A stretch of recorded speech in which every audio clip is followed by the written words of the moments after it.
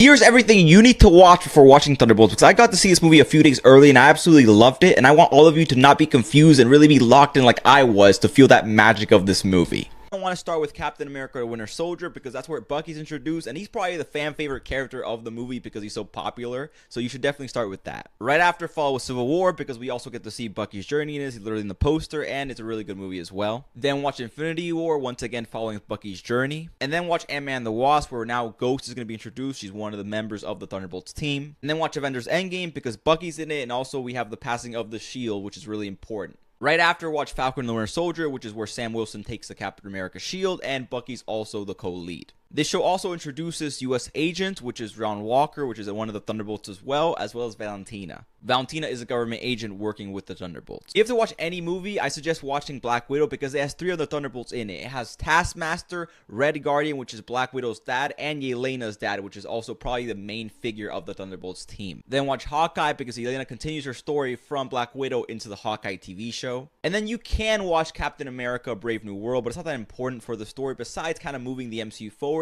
There is one scene that's important, which I'll spoil in 3, 2, 1. Bucky's a congressman, which obviously leads into Thunderbolts. Congratulations, you're now finally caught up. I probably will be doing an in-depth recap of everything to get you prepared for this movie, but if you just watch those movies, please sit back, relax, and enjoy the movie that is Thunderbolts. It's a great time.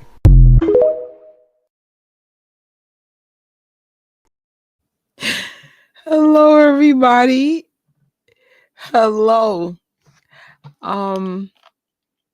I don't know if you saw the intro of what will prepare you for Thunderbolts, but I don't think you need to see all of those things. Those are suggested, media things you could see. I honestly didn't see everything, but I saw most of it on this channel. I was originally going to do a review for Fantastic Four, and I decided, I need to see Thunderbolts before I give my review. I now seen Fantastic Four 4 times. I was going to see it a 5th time this week, but I was like, I just don't have enough time. I wish I had a movie theater in my neighborhood. I used to years ago, like literally like 8 minutes from my house, 8-minute walk. And it's gone. My nearest movie theater now is Harlem 125th Street AMC. You see me there sometimes, but I usually go downtown, Midtown. And it's crazy. I was going to go to the movie theater last night, and there was a shootout of 42nd Street. Now, my friends were telling me I shouldn't have not been there, but regardless, for those who got shot, I don't know what happened. I hope you're okay. Because if you guys ever see my media, I'm usually in the 42nd Street area on the east and west side. Like a lot of my content comes there for a reason.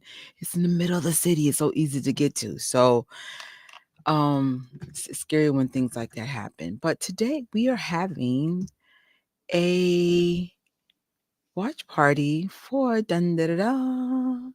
Thunderbolts. What's up? What's up? So I had to take a little time out. I will catch up what I've been doing for the last couple of days. It was a improv timeout. Sometimes you just gotta go, you know what? I ain't got time for this nonsense. No, not nonsense. I just needed a timeout. It was just a weird, stressful week.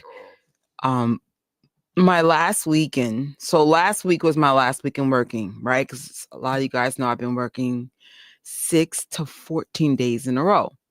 So last week was my last 6-day in a row kind of week. And so Saturday was the worst work day of my life. I wanted to quit so bad. It was just one of those days. And then the following day, Sunday, was one of my best. So there's unique challenges happening at my job, and I'm learning to adapt, but it's just a lot. And so I just took a nice woosah. I said, I just need to cleanse myself of customer service nightmare jobs. Oh, thanks. Listen, anytime anyone shows up, it makes my night. I mean that from the bottom of my heart. For those who were in the very beginning of these watch parties, sometimes it'd be like 2 people and I would be one of the 2 people. I was like, what? So I'm like, I'm just so happy to have anybody show love, because I'd be like, yo, it's hard in these comic book YouTube streets. But I was like, I won't watch this anyway. Might as well watch it with y'all. And if I don't fall asleep, win-win for everybody. Let's see. So our intro today, let's give a little whoops, not there. What are we doing? There we go. We are going to show love to Brandon for giving us the breakdown. Make sure you follow him on TikTok. And yeah, I like his content. I think we featured his stuff before, so just show him love, follow. And so I took a time out. It was a mix of mental health / I was just tired. Sometimes you're just tired. You don't know why. So of course, I've been working on these really healing drinks. Hopefully my new drinks will be on Green as New Leans. I guess this week's good. This week's a good week to start it since I have more time off. And so just taking care of myself. And then I was living in a movie theater. I was at Regal. I was at AMC. If you guys are not familiar, AMC has half price tickets Tuesday and Wednesday. And honestly, if I could do the summer over, I should have just did the AMC A-list. Like my coworker be getting so mad. He goes, if you just got A-list, you would have been good. But hear me out, y'all. I usually do not go to the theater like this. What happened was we got some really good movies. Shout out to Superman. Shout out to Fantastic Four. Shout out to, I saw F1 this week. I love that one. Shout out to The Naked Gun. It's a good summer. And I think I'm going to see Freaky Friday. So I think collectively, I spent under $100 to see all these movies. On average, I spend $10 a night. And then for the IMAX ones, I did spend maybe $15 for those. And then one day I spent $30 because it was on a Sunday because I wanted a free poster. It was a pretty poster. So I was like, it was worth the $30. But I say all that. I didn't think this was going to be my summer. Usually I'm in California. I'd be doing content for the Hill Los Angeles thing. And just things didn't go in my favor this year. So I said, I'm going to be in New York watching movies, living my best $10 a night. And then actually for the Regal, homie had to pay $2 because I had a free ticket, even though it was a $2 fee. And then, it wasn't, people think I'm spending a bunch of money. No, I think collectively, not including the merch, I spent less than $100. And that included the 4DX, plus if you guys don't know, if you go to fan events like I do, that is not included in A-list. So I was trying to tell my friend, I'm like, it's going to be about the same for me because I always go to fan events. Well, not every fan event, but for Marvel and DC, yes, because that's where you get the nice merch. Yeah, grab your snacks. Heck yeah. Naked. Did you see the new Naked Guns? I never saw any of the Naked Guns before. Little backstory of my parents: they were super strict, and they wouldn't let us watch that when we were younger. So I was going to do a streaming party, but then I found out I didn't have the streaming service for it. So I said, I guess we won't be seeing the old stuff. But it was funny for my Star Wars fans. Liam, I think the guy who plays Qui-Gon or whatever, he was in it. I actually have a Star Wars button with him, and it was funny. I thought it was really funny. Actually, it was the best movie laugh I had the whole year. Our theater was so animated. This one person, I was like, bro, I think you're gonna have a heart attack from laughing, and not to be laughing. Now that I think about it, it's not funny because someone in my family did die from laughing. Sad but true story. But the point is, it felt like we were going to have some weird deja vu in the theater. I was like, bro, it was really, really, really funny. So the day I saw it was on a Wednesday, again, half off. I think I paid $10. And then I snuck in Impossible Whopper And then I chilled out. Cause usually I do the concession, but then I was like, oh, let's save some money because the $10 plus concession is kind of not making it cheap. So, snuck in a little food at the Regal, and then I went across the street to AMC, and I got my friend. He wanted the Galactic popcorn burger for his birthday. Couldn't find it. So I ended up getting the tin with the Galactic figure. I wish I had it near me. Dang, I should have brought it. It was the little figure. I know he's going to be so aggy with me, but I was like, either I have to pay $180 for a friend. It's not a boyfriend. If it's my boyfriend, you can have whatever you want. But it's a friend. And I was like, bruh, you couldn't find something easier to pick. So I got him that and a surprise. So I don't, just in case he's watching, I don't want to like mess up his birthday surprise. But no, I didn't get to the friend who wants Galactic. I could not get the one you wanted. That's, I'm going to try again Tuesday. And then that's my last time trying to find this bucket. I do like to make people happy, but at the end of the day, it is what it is. So on my timeout, it was me, Giga, and God. We were just chilling on the couch. Now, of course, my couch don't look that fancy. My couch is struggling, bro. But we were just relaxing. I just feel like sometimes you just need to relax. You guys voted to see Peacemaker. So I'm thinking maybe next Wednesday the 13th, we could start a new episode for season 1 every night. I gotta just add HBO to my service. But I just said, you know what? Before I obligate myself to the internet, let me just take a time out. So I just said I wasn't wearing Baby Yoda freaking pajamas. It was hot as hell in here. I was wearing a freaking underwear. But let's just pretend I was wearing my Baby Yoda pajamas. It was me, Giga, just watching a lot of TV. I had a blast. There's nothing like I know some people love to watch movies from home, and I do, but I still love it better at the theaters. Regal had like these freaking recliner seats. Bro, I swear I was at home. It was comfortable, surround sound, and then it was like empty-ish because I went there Wednesday when it wasn't half off. So I'm just relaxing. These are real customers in here. And so it was just good. It was just a good vibe. I was making shorts. I was just having fun. And I never thought I'd be back in a movie theater hanging out the way I do, especially working in a movie house for 5 years. I don't think people realize how underpaid and how overworked movie theater people are. But y'all need to be giving them an extra $5, $10 extra an hour. I feel like the concession people should get minimum, I'm going to say $7 extra an hour. They got to deal with the idiots. Like, I'm not saying I'm an idiot, but I know I'm a spoiled brat. And I said this before. I don't do well when I don't get my way. Hey, what's up, Danny? Dan, what's good?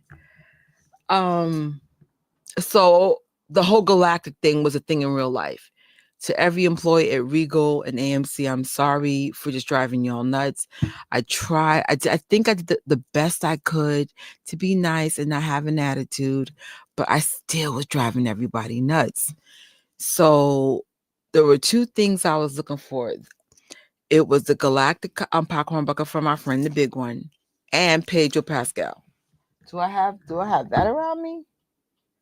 Yo, what's up? I got nothing near me today. Is Paige over here? Hold on, y'all. I don't want to stand up because I know I need to learn to wear pants during a live. And then sometimes, like, my family be coming over, like, without announcing, and they'll be like, don't you ever wear pants? No, I don't. They know who my dad is. My father never wore my father never wore clothes, just underwear. So my best friend, my female best friend would come over here, and here come my dad. He would put a robe on when she would come over, but still, you can kind of see the underwear. So I'd be like, yo, Dad. So none of us wear clothes. It's hot as hell in this apartment. Hold on. I give up. I'll find pictures for tomorrow's live. I think it's right over me, but I feel like, I don't feel like showing my granny underwear. Yes, I think they need to be paid way more. When I worked in a movie house, we got paid minimum wage. We had to work every single holiday because I don't think people know this, at least in New York, they're open every single day, including Christmas and Thanksgiving. And I remember one time, I was an opener back then.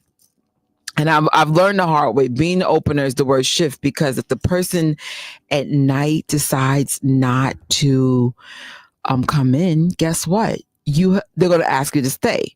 Not saying you have to stay, but most of the time I end up doing a double, which is a 12 hour. So it was a long shift anyway.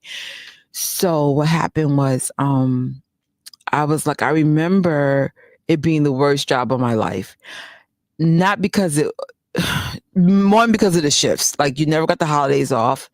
And then most of the time they would have us be in the ticket booth and be an usher, which means clean up the theaters and concession.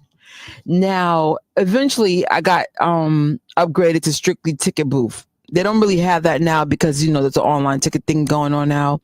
But when I was in the theater, it would be long lines. Like your whole life would just be there. And I just remembered like, dang, yo, I'm really underpaid. But what I really find more unique for the concessionists for 2025 is they dealing with this nonsense right here. They're dealing with this, Disney like, gotta have it limited edition merch nonsense. And then like, we don't know how to act. I never forget at Regal for the fan event, people were losing their noodles because they had no galactic popcorn buckets.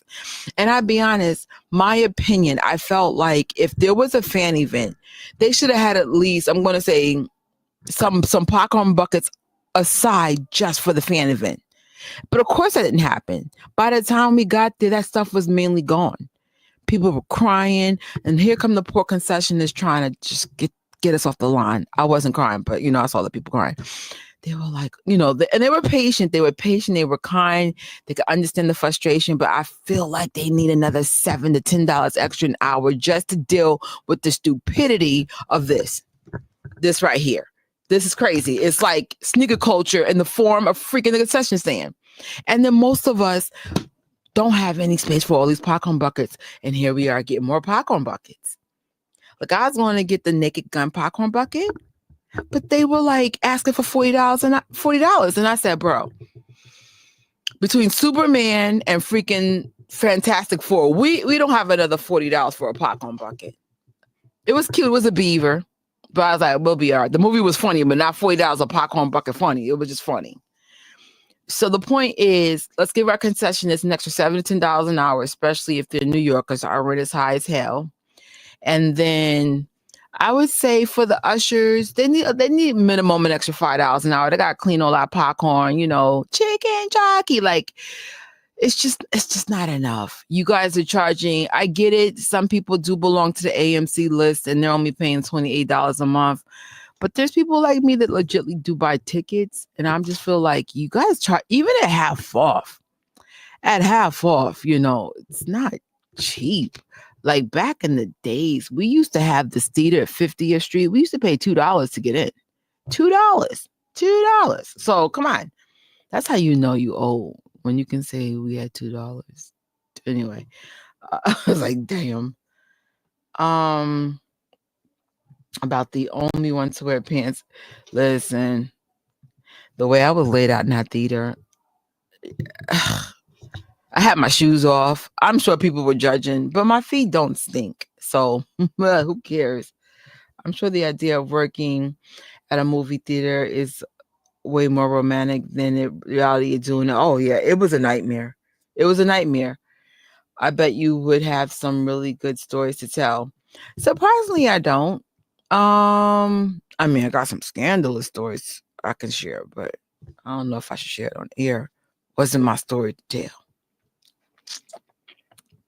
And then the scandals I was part of. Can't say it online.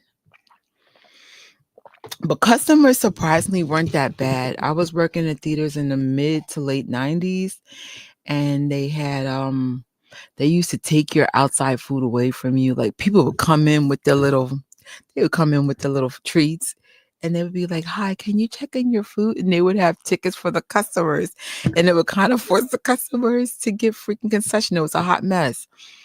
They don't do that anymore. The most the Regal might do, they might ask you to open your bag.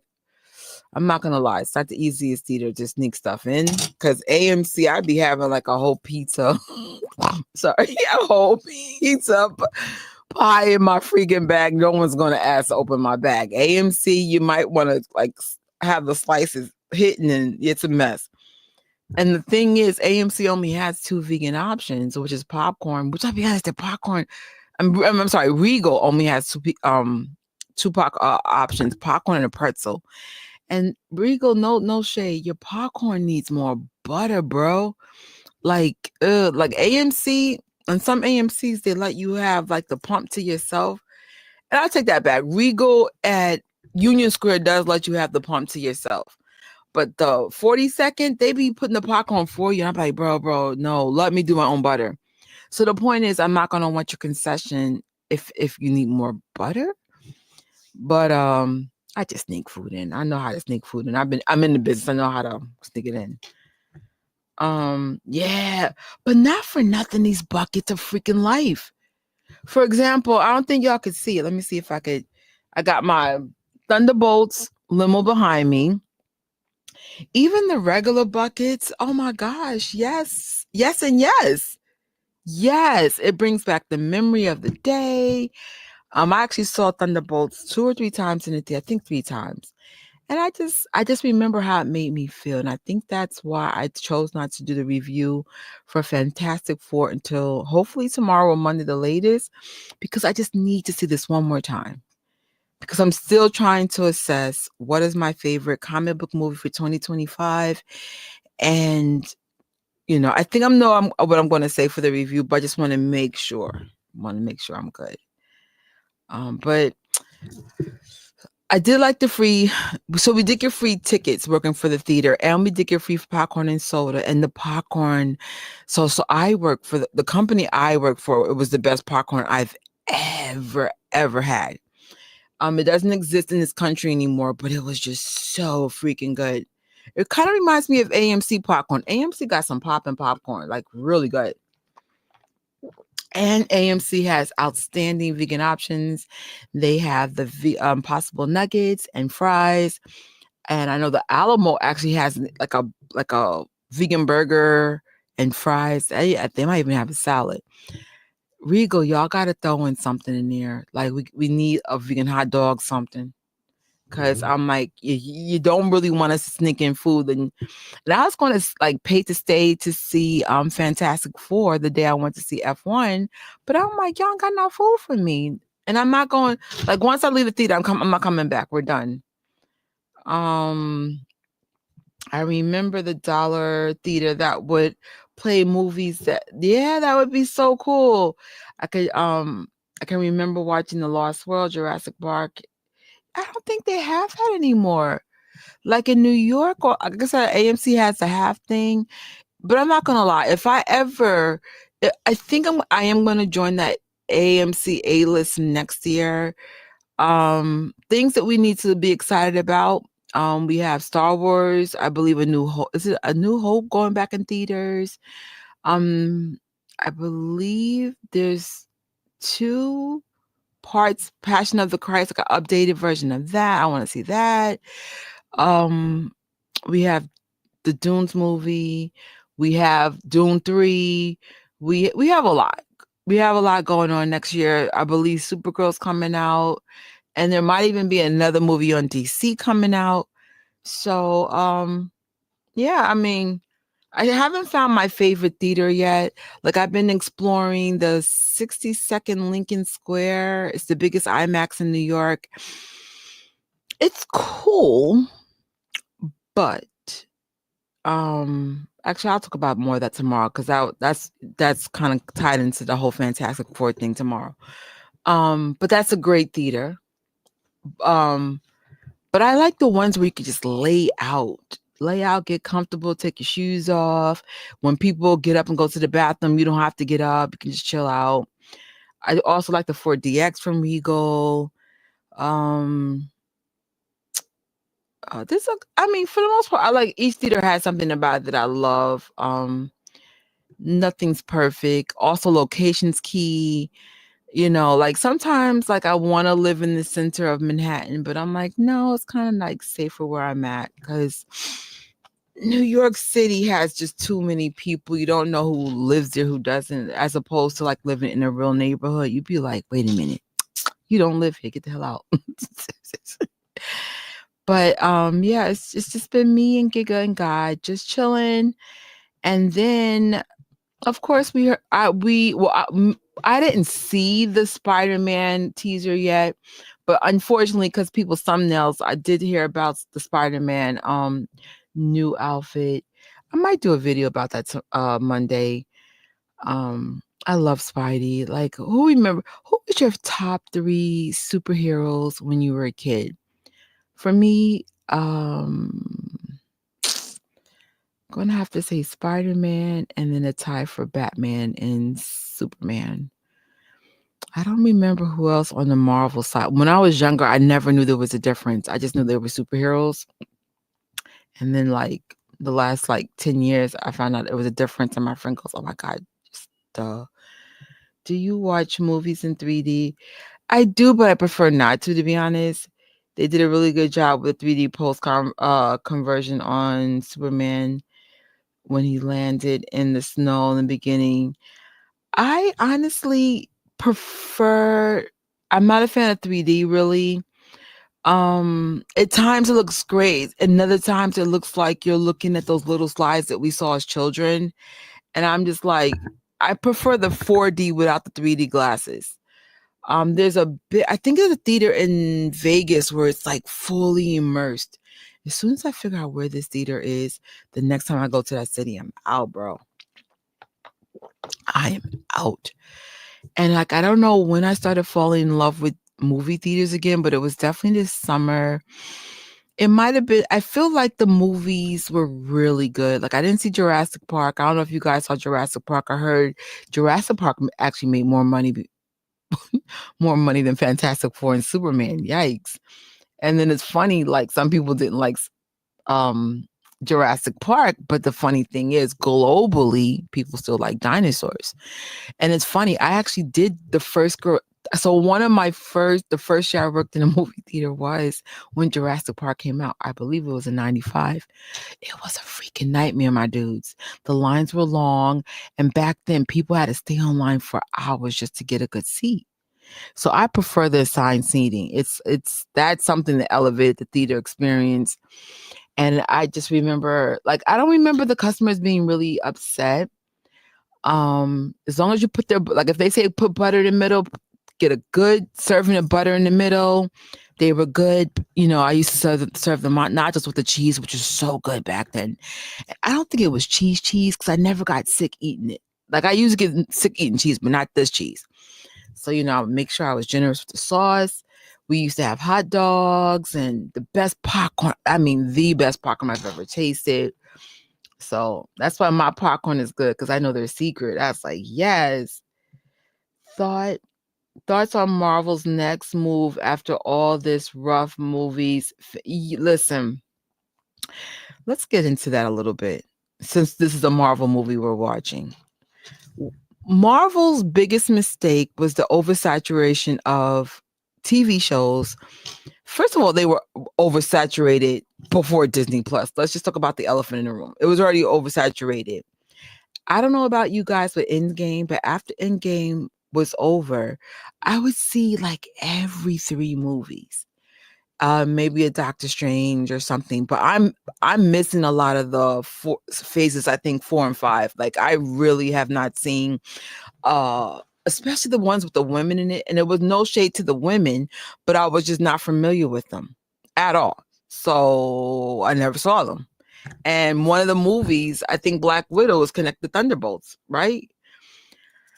So, the problem with Marvel, beside the oversaturation of stuff and it feeling like homework, and some of it was just bad. Let's just be honest. Some of it was really freaking bad.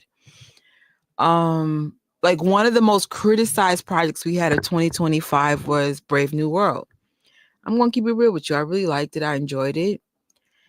But where I could understand some of the issues with that movie, I felt like Marvel forced Anthony Mack on us to be loved and to be spearheading the Marvel, Avengers kind of thing. And I don't feel like it was earned.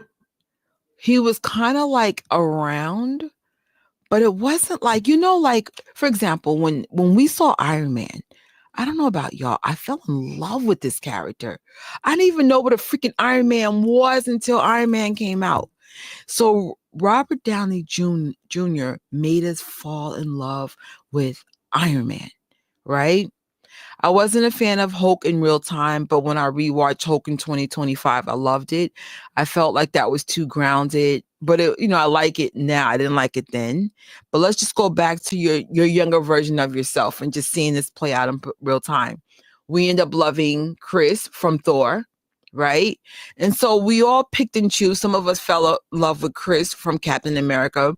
I wasn't in love with Chris back then for Captain America, but in time, he grew on me. So the point is, the fans decide who is the standout based on their charisma or comedic timing and this, that, and the third. Anthony Mack did not win me over until he became Captain America: Brave New World. But a lot of y'all was like, that's not my Captain America. Read between the lines. We're not going to get into it. But I get it. Chris Evans, in my opinion, was a better Captain America, because what I loved about Chris Evans' version of Captain America, he was so confident in being a hero. Like, remember when Chris was super skinny and no matter what, he did the right thing? I felt like eventually this Captain America got there, but it was also intertwined with feeling the struggles of being a Black man in these shoes. And I'm like, a lot of people I felt like you kind of like covered that in this TV series, right? We don't really have to, revisit this in the movie, even though it wasn't like as bad. But the point is, you're coming in as a man of color, and some of your audience is not going to know your struggle. They're not Black. They don't get it. So I felt like, yeah. And then, of course, the story was tying up a whole thing from 2008, but most of us didn't see that unless you saw the watch parties with me. So the point is, it was too much going on. And I felt like, I don't know. It's nothing on Anthony Mack's fault. It's just not. I'll make that very clear. I feel like this is Disney being Disney. And I feel like people of color suffer the most in this game of Disney. Even though I would still love to be part of a Disney project, but I would not want to be part of a Disney project if you write me as a stereotype. All my life I had to fight. No, you don't play this with the women. Don't do this to Black people. Yes, there is struggles being a woman. Yes, there is a struggle being Black. Yes, there's struggles being Asian. Yes, there's struggles being white. There's struggles for everybody. So let's not drive home these struggles so much, because everyone has a struggle, right? Pick your poison. I feel like if you're a person of color, or if you're even a woman, you really have to be mindful. A lot of people are not going to hear your cries for crying out loud. They're just not. Like, women have a whole different, unique level of power dynamics that nobody would understand but a woman. And yet you guys never explore that really in an MCU project. So please don't do it to a Black man either. Right? I feel like there's always going to be people who just don't like you because of the color of your skin. That's just unfortunately America. But I feel like when you drive those, I call it private conversations, to the big screen, especially in the MCU world, it doesn't translate right. It just doesn't. So I don't know. I don't know if there's I don't know what his future his future is with Marvel, but I really hope they give him another chance because he did a good job in Brave New World. And then you had the whole Thunderbolts thing, and even though that was well received, some people didn't like the whole protagonist pretty being depression. Spoiler alert if you didn't see it. Then we had Fantastic Four, and I will give you a sneak peek to my review. Fantastic Four was good, but, and we'll talk about that but tomorrow. And something's wrong with Marvel. Let's keep it real. Something's wrong. I just can't put my finger on it.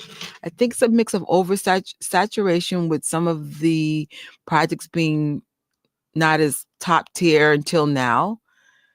And then we still don't have the replacement of Robert Downey Jr. We don't have a replacement for Chris Evans.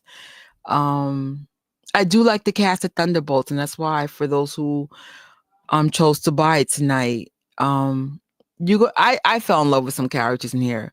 I would say moving forward, instead of you telling us who you want us to fall in love with, why don't we tell you who we love? And then that's the person you put in this, and that's the one who represents us. Because I feel like you still haven't found that person yet. Like, but I'll tell you what, Superman did. They already got their people. They got Superman himself, Mr. Fence, is it right? Mr. Terrific. There was somebody else that stood out. I even like Lois Lane.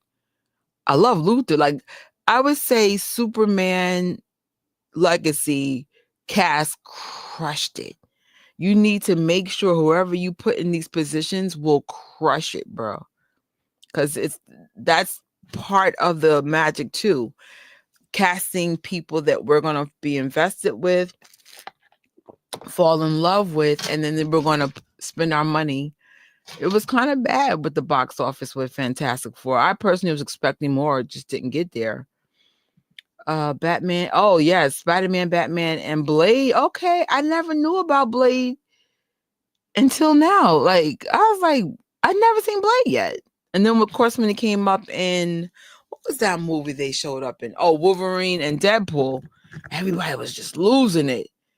And of course, my male friends are interpreting to me, oh, Trish, Lord, you should know this. No, I don't know it. I'm definitely feeling nostalgic about movie theaters since the pandemic. I don't want them to go away, but it definitely feels like more people don't even consider them. No, I could see them going away because it is an effort. And let's keep it real. If I had a bunch of kids, right? Could you imagine having kids with these freaking overpriced popcorn buckets and this and that and the third? And so I did have custody of kids, and I'm telling you, it was expensive, and it's even more expensive now. Like my girlfriend, she was talking about how she took her two toddler kids and she said it was $100 for 3 people. Because, she wanted to make sure the kids had the snacks, this, that, and the third. Of course, I told her to sign up for Regal and AMC's entry level memberships because you're still going to get discounts. But I don't know. I feel like it's expensive. And some of you guys made beautiful investments during the pandemic to have a theater in your home. Honestly, I don't have like a fancy setup, but I have at least, I think my brother got me a 50-inch TV. And we have a nice layout here. It's really cool. It's comfortable. It's fun. I only go to the theater either over the freaking merch, or if it's like a superhero movie, I do like it like in an IMAX or Dolby Surround Sound. I don't do a lot of movie theaters. This summer just being the exception though. I always saw every Marvel movie in the theater. You were lucky. Every year until relatively recently. Okay. It doesn't feel like it's somewhat mourning when both Superman and Fantastic Four didn't blow the doors. Well, we knew Superman wasn't going to do it. We knew we're still dealing with the Snyder fans, and just in general, Superman has kind of been all over the place. I feel like next year, Superman's going to be like, y'all going to be into it. Like, whatever the next Superman project is. You're not the only person to say this. I personally connected with Thunderbolts only because I, I don't even want to say I dealt with depression. I still think I'm still dealing with it, and I can just relate to the characters a lot. Even the opening scene, which is in the credit, the teaser, when Natasha was jumping off the building. If y'all ever felt depression or a void in your life, then I feel like you might resonate with Thunderbolts. It's not for everybody. But I loved it. It was deep. I literally, like, I think the first time I saw it, I was crying because I was just like, I get I get these characters, and it's sad in a good way though. Thunderbolts is the New Mutants from 2020. I can't. I love Brie as Captain Marvel. Okay. I would say the racism against Mackie was uncalled for. That's why I say I think the real issue was Disney forced or placed him in that position, and in my opinion, it wasn't earned. And did he earn it in this movie? Sure. But then there was things about Captain America that wasn't realistic. You're going against Red Hulk with no serum? Wait, what? So there were just little things like that that was slightly annoying. It was just like, I get you're a strong man, but Red Hulk strong? Even with the Wakanda vibranium, shield or whatever, the wings or whatever he had, I was just like, this is so wow. But he had a sidekick. I think it was a Latin sidekick in there. I don't want to mess up his name. For me, I was excited to see what he'll do in the future. I don't know. Oh, listen, let's be honest. Shout out to Gina. I knew you were going to win. There are other people, in my opinion, that needs to be fired for their irresponsible tweets on Twitter that I'd rather not get into, but I don't think it should have been Gina. Now I did see some clips I wasn't aware of, and I can kind of understand how she got in trouble because she was focusing on the whole thing with the bleep bleep bleep. I think she was saying boop bop like a droid, whatever, trying to downplay why she got fired. But she did say some stuff that was a little off-putting.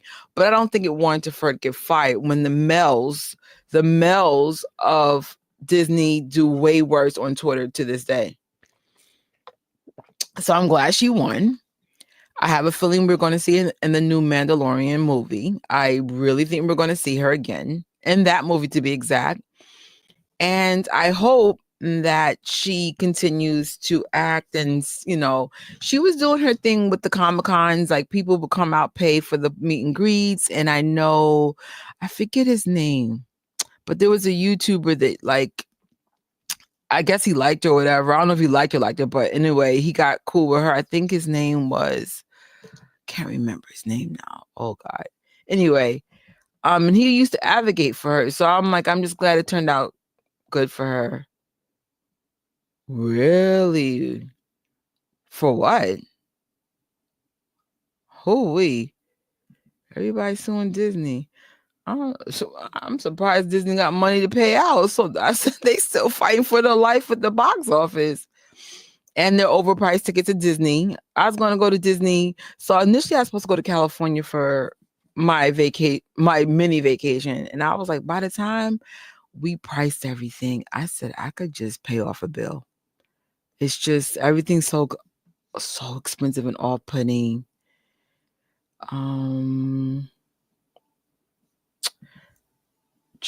Says that frustrates me that Hollywood takes risk on men who flop at the box office, but women don't get a chance again. Guys get a free ride.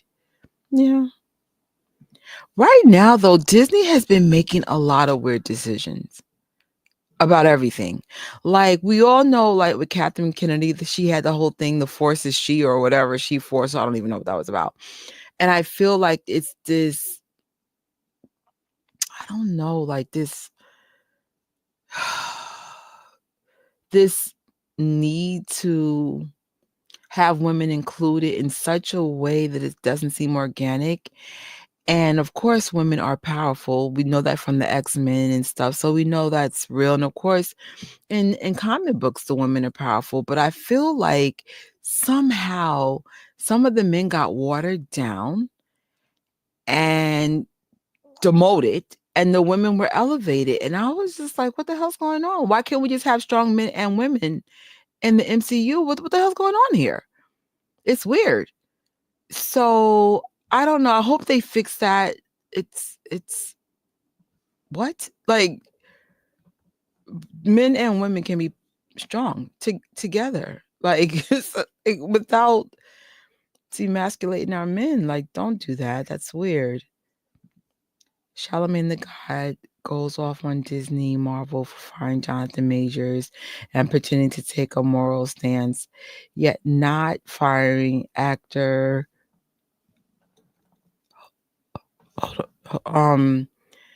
Jeremy when he was faced abuse.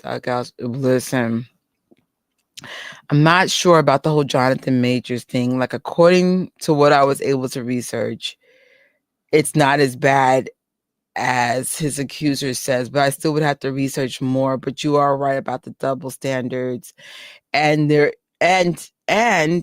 going back to the tweets, with some of the men at Disney saying some really political or divisive stuff, and some people I actually like, but it's still like, wait a minute, that person didn't get reprimanded or fired. Like, what's going on? If we're going to do stuff like this, then do it for everybody. I'm just glad she won, and she's going to get a second chance. Yeah, I do remember that. Oh my God, you reminded me. You could tell because the scenes didn't interact. Yes.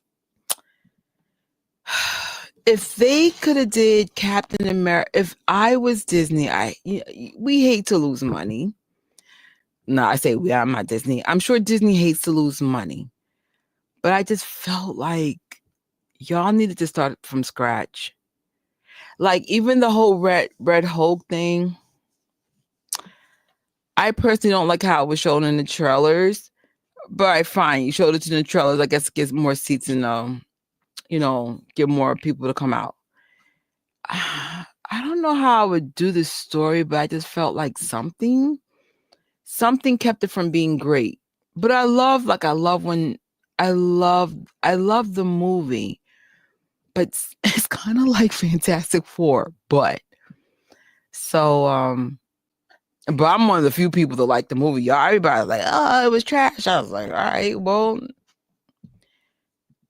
yeah, the Red Hulk versus, that didn't make any sense on any level.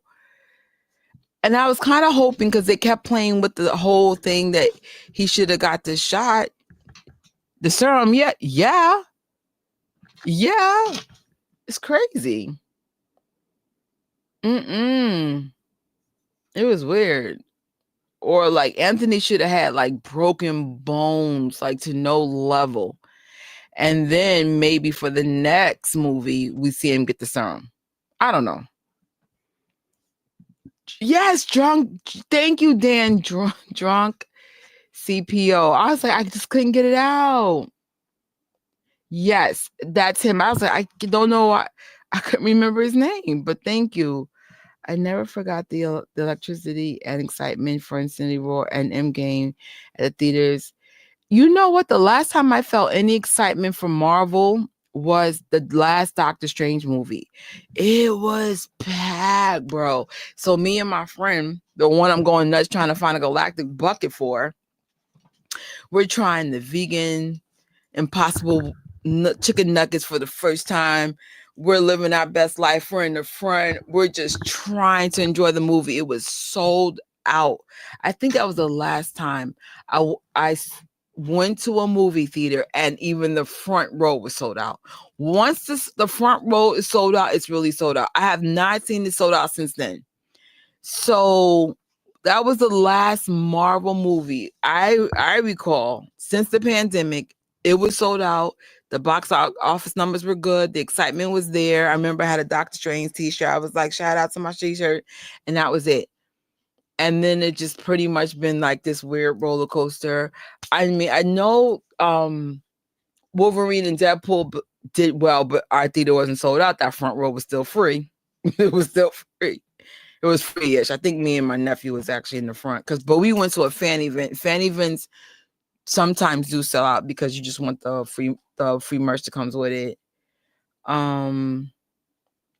But keeping this real, this may not be an agreement to everybody in this room. My opinion, DC won this year. Sorry, not sorry.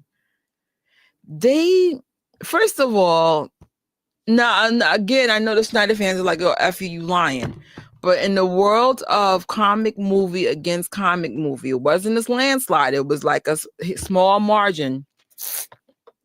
But DC won. I think it was just the casting of Superman, of Mr. Terrific, the crypto dog, even though some of y'all hate that daggone dog, but I love the dog.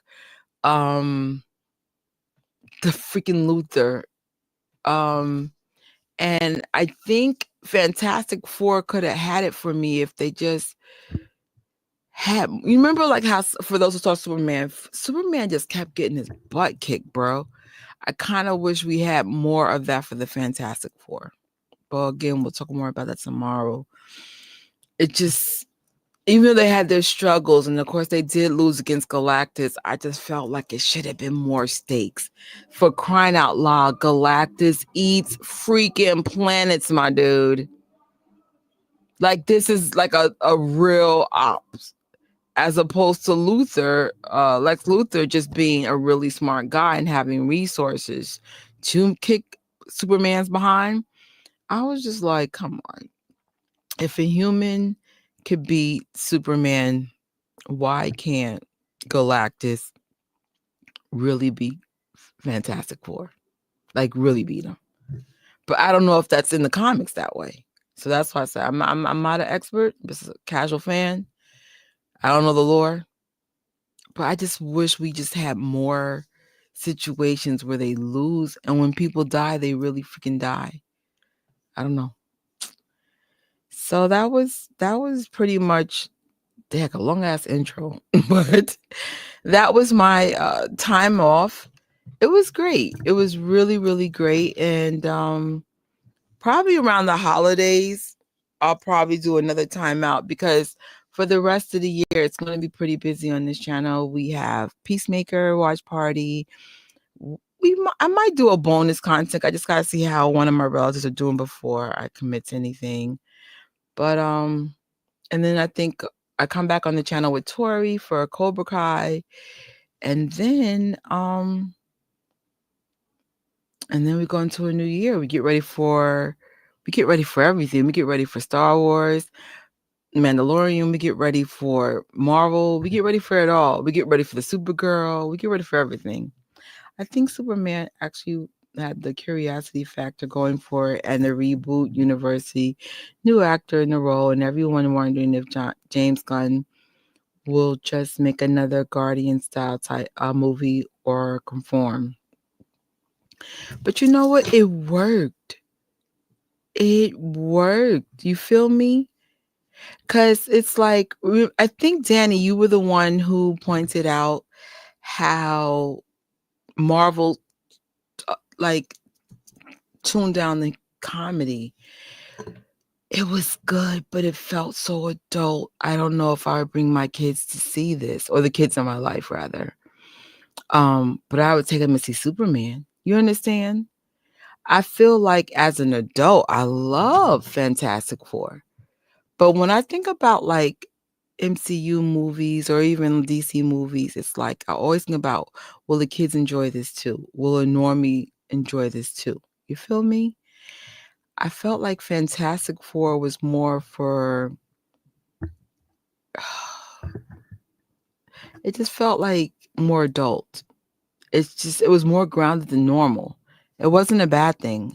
I actually liked it, but I just wasn't expecting it, especially coming out of Thunderbolts. I was like, what? Like, Thunderbolts are so freaking funny, at least to me. Or at least I remember laughing and having a good time here and there. You got Bucky acting a fool and Elena. And so I was just like, I don't know. So to come from Thunderbolts into Fantastic Four, I was like, I just wasn't expecting it to be so toned down with the comedy.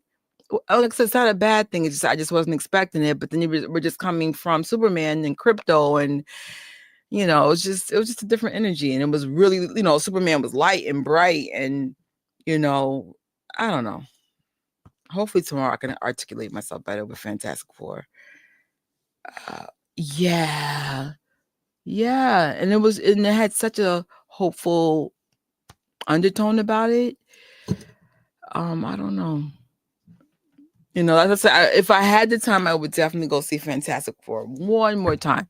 But family life has called officially. I remember I got some bad news recently, and I said I'm going to just do what I do best. Take a time out before I deal with what I deal with. And so, unfortunately, no more running away. We got to just be an adult and deal with life. But yeah, like, Marvel messed up Marvel, or Disney messed up Marvel. There's, everybody's playing the blame game. Our boss told us to make content, this, that, and the third. We were all overworked, the people for special effects. And I honestly believe everything's valid to what led to this. But I felt like someone please tell me, how did we lose Iron Man and freaking Captain America the same freaking movie? That was weird. Like, why did they both go? What was that about? Like, you can't kill freaking Iron Man and Chris Evans is old Cap. Someone had to stay. And that didn't happen. And then I remember in the future, we had a movie with Thor, and it was a hot freaking mess, my dude. It was a mess. Cause I'm like, at least we have one Chris left, right? Thor's going to hold it down. No, he's making jokes. Like, no. Like, what was going on there? You guys have to figure out who's going to anchor the freaking next phase 6, and get it together. And the fact that they did call Robert Downey Jr. back, I'm excited, but but at the same time, I'm like, really? Y'all just couldn't do a DC and just find a really new, charming, charisma type of person to, I don't know. Definitely more adult theme and depression with Thunderbolts and Fantastic Four. Really didn't have the jokey tone. I personally enjoyed it, but I know some people were thrown off by it. I think some people didn't expect it to be so deep. And sometimes when you go to the movies, you kind of you go to movies to get away from stuff like that. I know for me, it triggered me really bad, like really bad. That's like, damn, you need therapy, sis. And I think Marvel changing their tone may be not working in their favor either, right? Some of us are there for action and comedy, especially when we had James Gunn work with Marvel and it was a success. Even though I have not seen the movies that James Gunn has done for Marvel, I heard they were really good, really funny, and very well done. And so now we're more grounded. Again, it's not horrible, but is it going to get people to spend money in the theaters? So far, box office numbers say no, right? So it's not what I think, it's what the numbers are showing. So I don't know. Marvel, you guys have a lot going against you. You got to figure some stuff out. Like, definitely tomorrow I'll talk about the whole Fantastic Four thing and why I loved it. But, it's like, I paid, I'm not an A-lister. I paid to see it. I think it's the best group of Fantastic Four casting we have. So there's that. But why didn't the rest of your moviegoers pay those tickets to see it? Why is Jurassic Park beating you? I never thought I'd see that coming. Why did freaking Lilo and Stitch beat Fantastic Four? I mean, Thunderbolts made sense because it's a lot of people from movies that a lot of us didn't see, or Disney Plus shows that we didn't see. So we were like, why are we invested? Now, again, I went because I like Bucky. I was like, well, it's about Bucky's in there. Cool, good enough. Just like I saw Fantastic Four because Pedro was in it. But I was just like, all right, at least you were smart enough to have someone to grab people's attention. But once you get, and Thunderbolts had a good word of mouth, and people still wouldn't go and see it. Something was against, I don't know, something went wrong. I mean, people like us will always go to the theater and see it, but I don't think we're the problem. I think it's you're not getting new people to see it. And not for nothing, I have a lot of friends that are Marvel friends, and a lot of them have not seen these movies. Like my best friend, who used to take me to every Marvel movie, could not tell me the last time she went to see a Marvel movie. She kind of moved on, which is so weird because my best friend is such a geek. So I'm like, I feel like somewhere down the line, you guys are losing your audience. It could be you just don't have it. I think they don't have an anchor. You don't have a good anchor yet. That's something I can think of. You don't have people that's going to make us go, well, what's going to happen to Pedro? What's going to happen to Bucky? Like, you don't, like Thunderbolts, I love the entire cast. I even like the whole cast of Fantastic Four, but honestly, I was kind of like in the category of my best friend. I don't go to see all the movies in the theater anymore, but moving forward, sure. But I still have to catch up with another minimum 10, 15 movies that I did miss just because it was just too much. I was like, bro, I'm over this. Especially after Endgame. I really don't remember going like that. Who's going to lead the change in the next Avengers movie? Danny, your guess is good as mine. There are things about Pedro's character, maybe, but I wasn't resonating with Pedro like I did with Iron Man. I would say Anthony, but no. Anthony's missing something too. I don't know what it is. But he played Captain America well. But something's missing. Who else? Who's left? Like that's another thing. And then there's rumors they're going to reboot. And remember when DC was not rumors, it's pretty much we knew a reboot was coming. So if a reboot is coming, why am I spending this money in the movie theater? As much as I like going to the theater, I'm keeping it real. I like to see movies more at home. Let's just be honest, right? At least for most of us. So, and I don't even, like I said, I don't even have a fancy thing. It's just I get to eat the food that I want. My dog actually watches TV with me. She's hilarious. She reacts to every animal that comes on the screen. It's hilarious. Sometimes my family's over here. It's just the vibe. You know what I'm saying? So it's just like, and the only thing I will pay for is superhero movies. The only reason why I saw Naked Gun and these other movies is one, either it was free or I was trying to get in a movie theater just to get the galactic freaking popcorn bucket. It's all about the bucket. So Spider-Man, he didn't. Spider-Man, that's a good one. He didn't seem ready for that quite yet. That's my favorite vote though to anchor this. That's my favorite. I would even take Doctor Strange. I would even take but you need someone to anchor it. No one's anchoring this yet. Once you have your anchor, then we could start, and I get it. Maybe we don't have an anchor yet because Disney is realizing that the fans have not chose their anchor yet. But something's missing, and that's the issue. I mean, we know it can't be Wanda. That first of all, I don't want to mess it up for people, but yeah, it can't be Wanda. Like, I'll leave that alone. And if they do choose a woman, I think that's going to cause a problem too, because we have that whole, what's that inside joke? The MCU. You know, I was like, it's like, and I guess nothing wrong with a woman leading up. It's not, but that has to be earned.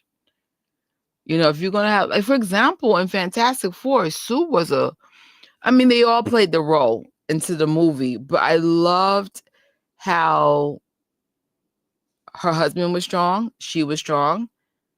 Her brother-in-law was strong.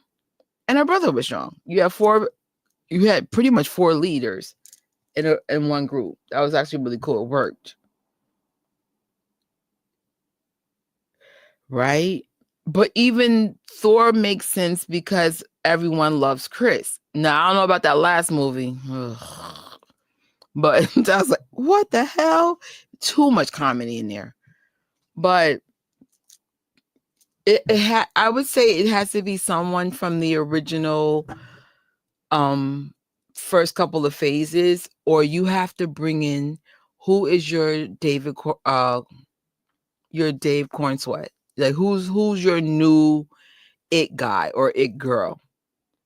You understand? And please don't do a diversity check just to do it because it's a good fit. Like, for example, Black Panther was a great Black leader. Great. Unfortunately, Chadwick Boseman is not here anymore. But that was a great. I loved him. He would have been great to have carried the next phase if he has made that. That'd have been wonderful. But we'll see. I mean, I'm never going to give up on Marvel. And like right now, some people are jumping the bandwagon. Oh yeah, DC. DC got one freaking movie, one, and half of the fans don't like it. They still want the Snyder stuff. So come on, like, yes, let's give James Gunn his roses. Like, let's give him some props for that. I'll give him some props. But it's one freaking movie. You can't compare James' one movie to Marvel's 37. Make it make sense, bro. Like, make it make sense. It's not fair. How will the DC be if they had 37 movies under their belt? I'm sure stuff would have been coming apart. Come on, like, let's not do that. Yeah, it would have been great. Especially if they were going in the direction of letting a Black man lead. I think Chadwick Boseman, that was earned. That's what I'm saying. I don't know what Anthony Mack is missing, but something's missing. I don't know what it is, but he did shine in Brave New World. It's just, you shine one movie too late. Those beats of charisma and strength and leadership should have been a little bit more prominent in the previous movies. The only time you see him get a little shine, I think it was was it Ant-Man? Was it Ant-Man? I don't know. But the point is, it still wasn't like, ho, ho, ho. It was just more like, okay. And a lot of people didn't see Ant-Man. That's what I'm saying. And then everybody's on James, eggplant. Like, what are we doing? I'll give him a props. It was a good movie. I'm a bone rocker. Yes, I am. But it was one. And you cannot use the movies that you did previously on other networks. You are building a new universe. We need to see what you're going to do with Supergirl and Batman and whatever else you're coming with. Nah, bro, you don't get to shit on, don't mean to curse, but you don't need to crap on Marvel, and they got 37 movies deep and series.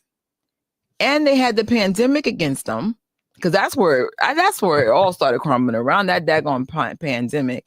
I kind of wish that Marvel took a time out if they knew they had those kind of obstacles.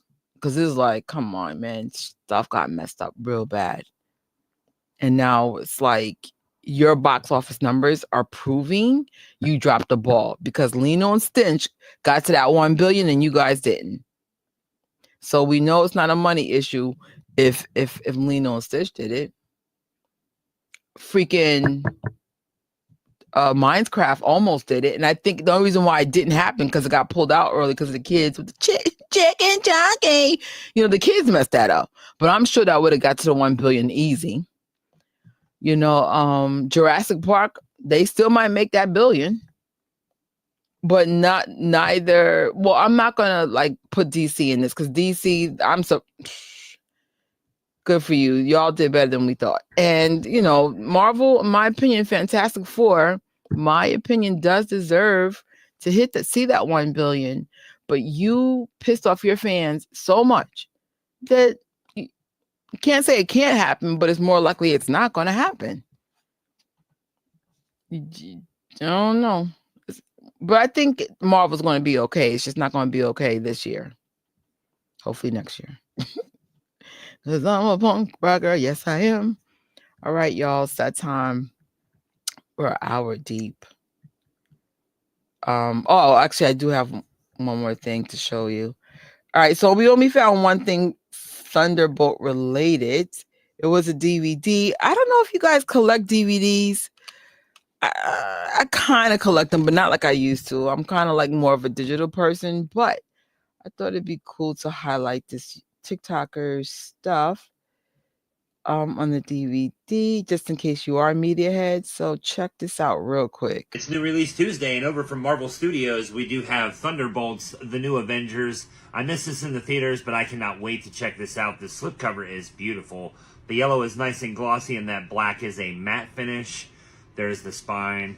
Here's the back, and when I say this thing is loaded with special features, it has a gag reel, deleted scenes, tons of stuff, guys. There is all of it there on the back. We're going to take this out, open it up, and see what's on the disc.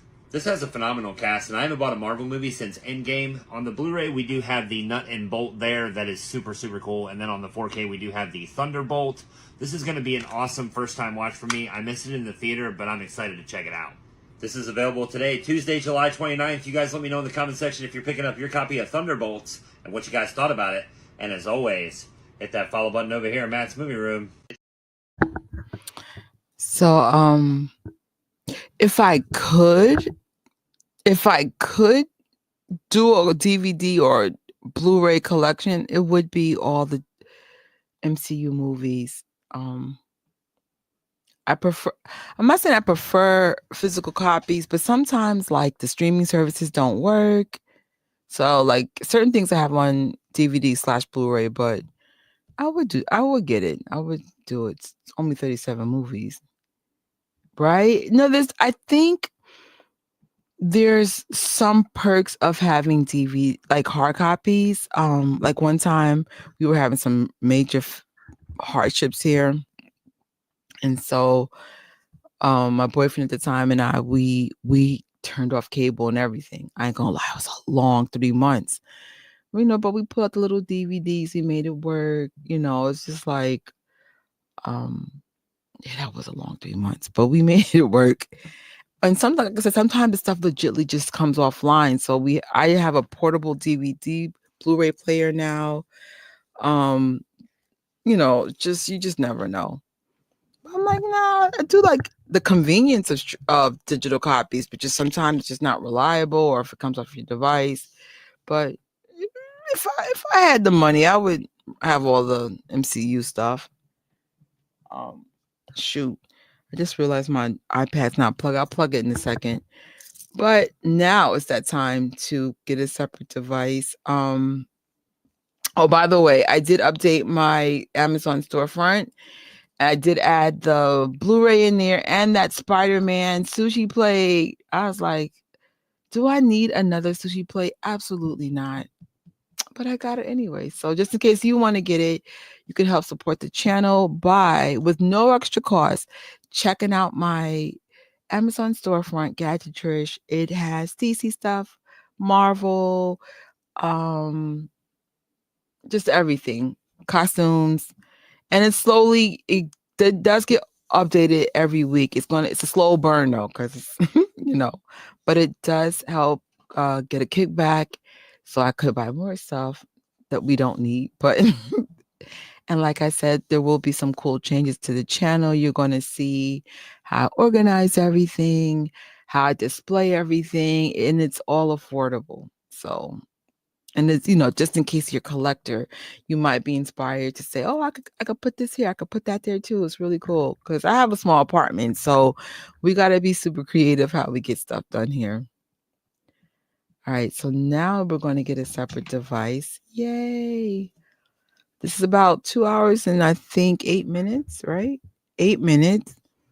I think I'm not going to fall asleep, Lord willing. It's funny. I fell asleep making content earlier and I was like, oh, am I going to fall asleep tonight? Like, I don't think I'm tired. And then when I'm still, I'll be closing my eyes. I'm like, oh, maybe you are tired. You don't know it yet. All right. Let me just get everything set up. Now, some of you guys do not have the hard or the digital copy. Unfortunately, it's not streaming. So if you guys fall off, I get it. But come tomorrow, I will be reviewing the Fantastic Four if I can articulate exactly what I'm having an issue with this movie. But I loved it. I just don't know why. I'm still like, why can I quite articulate what I don't love about it? But still have a whole day to get my life together. Where is it?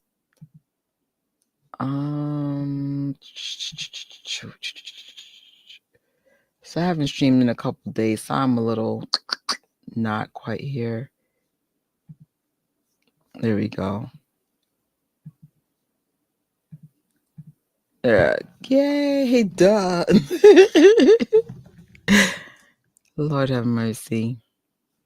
All right, now we're officially ready.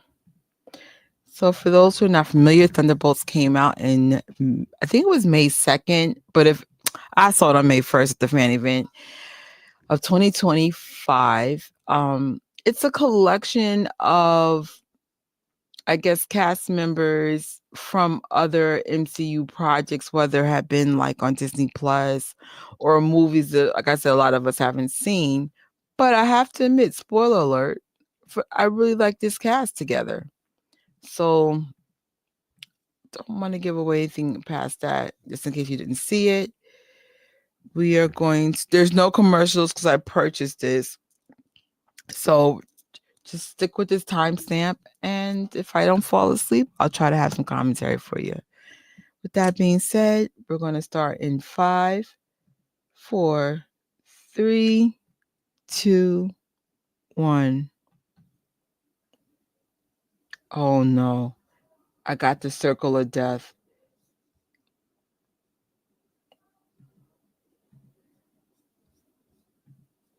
All right. Now we're starting. Sorry.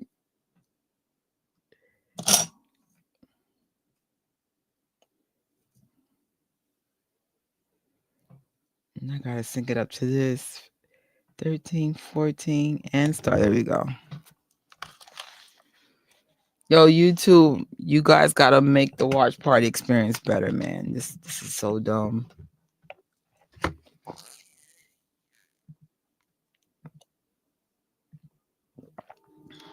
Could you imagine doing watch parties and we all could literally just see the same things together, like how it has it on Amazon?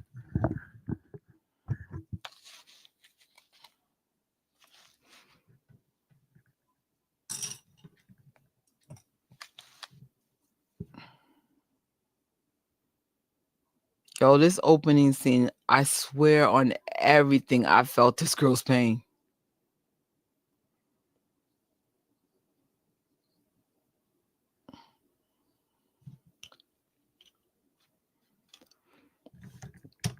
Like, this level of emptiness and depression is unbelievably hard.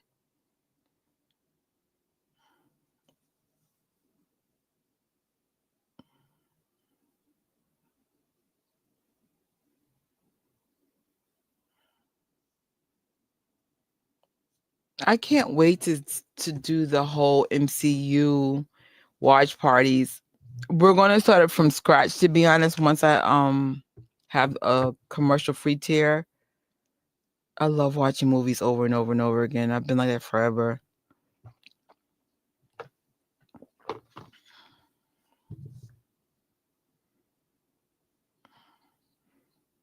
Could you imagine being an assassin as your 9 to 5? Oh my Lord. Talking about detachment from people. I get sad, like sometimes we'll get mice in the apartment and I get so sad when a mouse dies in here, but it's like, what else do? You can't let them take over the apartment. But I just hate killing things.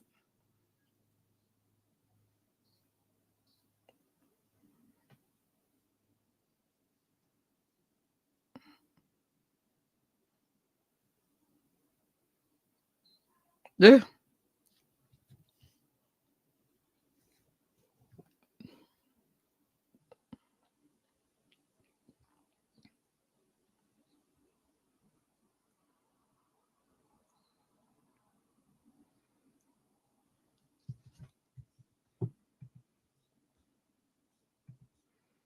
Yeah, I know has gotten really good character development. She would be an Avenger you can get behind. Heck yeah.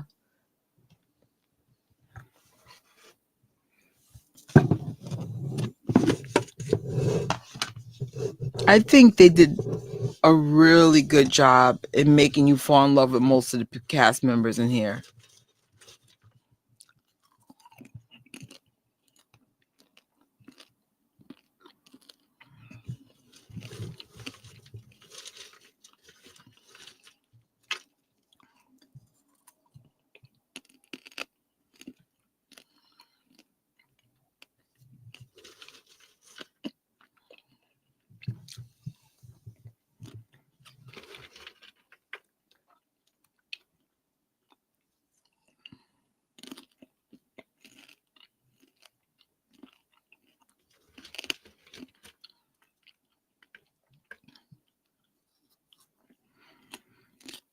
Now, refresh my memory, y'all. She's from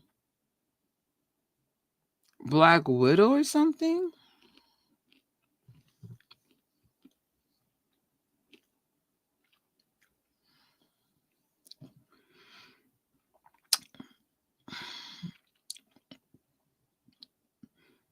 I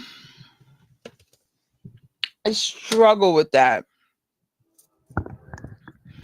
It's kind of reminding me of the whole thing with freaking Captain America.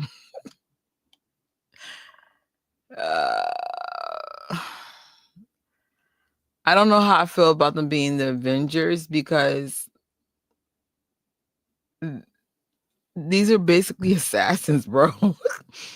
Not saying the Avengers didn't have their issues, but I felt like they just should have had been given a whole different name. And then the whole marketing, less than a week revealing to people who they were, I felt, my opinion, came off desperate. I would have waited at least a week. And then if you didn't see it the first 7 days, then be like, oh, well, they're the new Avengers. But needless to say, though, I went out to you had to go see it in IMAX the following week to get that special New Avengers. Actually, is that poster around me? Yeah, it is. I hope I don't mess it up because I'm sure I got some popcorn oil on me. But I got the poster. Yes.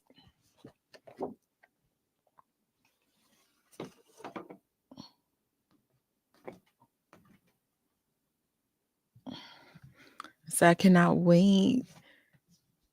Wait, is this red? My red? New York red? Because I know. No, it's not red from London. Or it's a whole different red. But hi. Thanks. Listen, I collected when I was in the theater last week. When I said I collected posters, I will show that tomorrow. And I just ordered frames for everything. So I'm like, yes. I think it's so funny, freaking Bucky being a congressman. What the hell?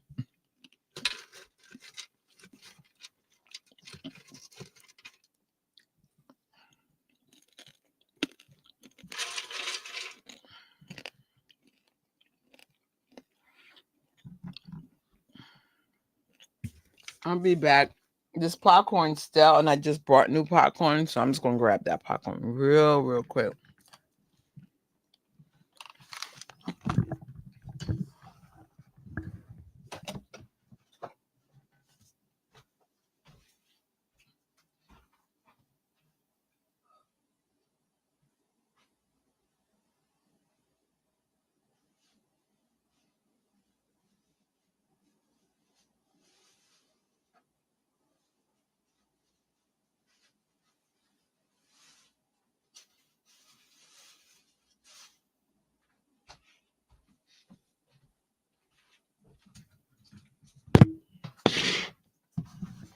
Woohoo!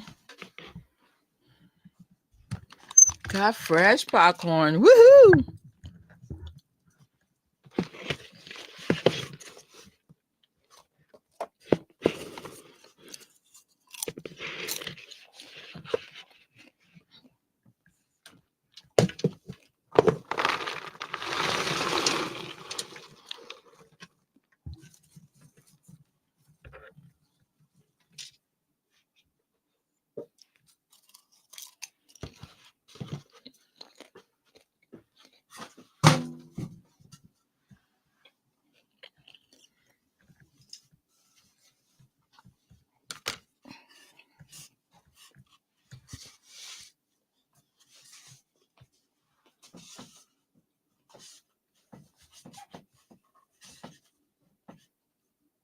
Oh. All right.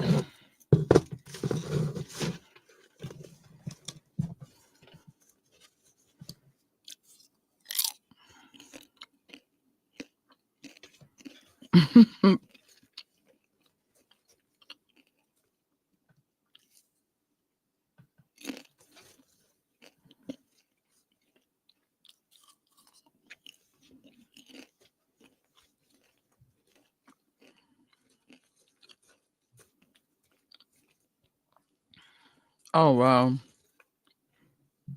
Yo, so like it was a week ago, some drama with the plumbing here. Oh, shocker. So the super was like, "Oh, I need to check the place." Blah blah blah. Why did my apartment look like this guy's place? And you should have seen me running trying to make it look decent.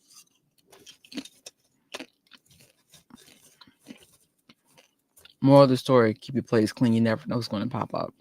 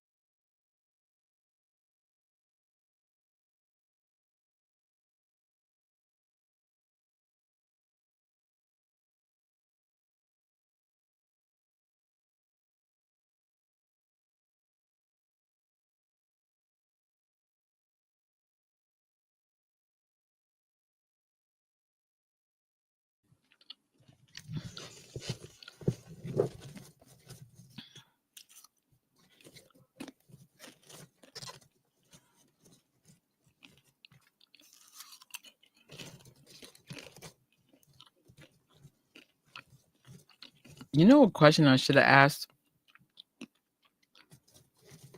Does the MCU movies feel like you have to do homework to really appreciate the projects?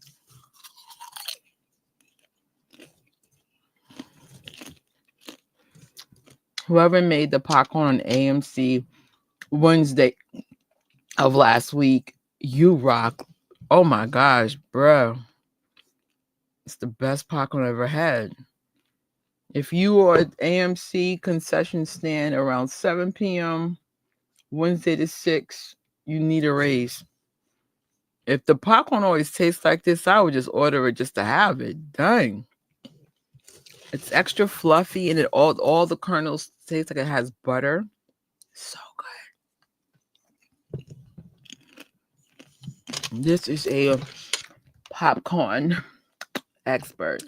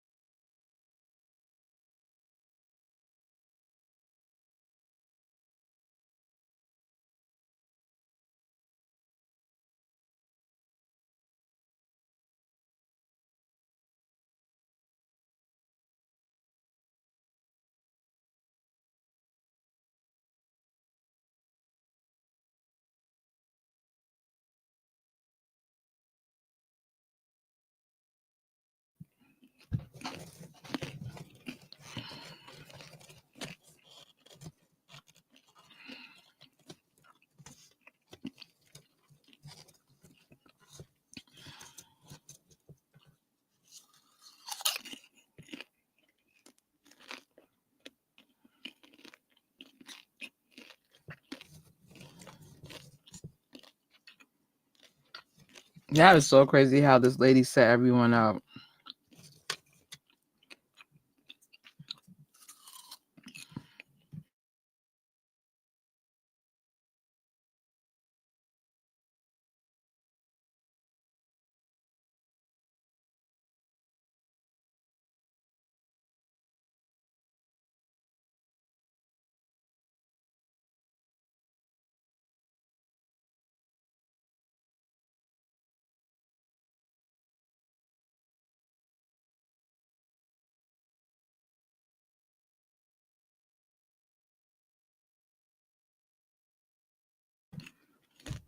Did you guys see the Falcon Winter Soldier Disney Plus series? And you're meeting Johnny Walker for the first time. Hot mess. You are not lying. You are not lying. I agree.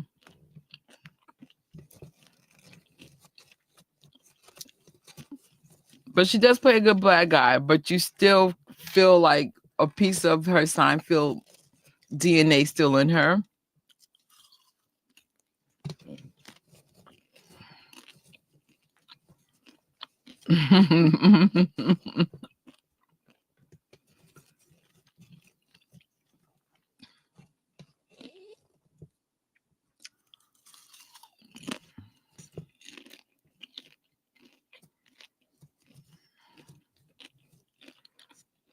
You know what's crazy? I would love to see Anthony Falcon Captain America take the serum just because he has such a good heart. I think he would be a good candidate to take the serum.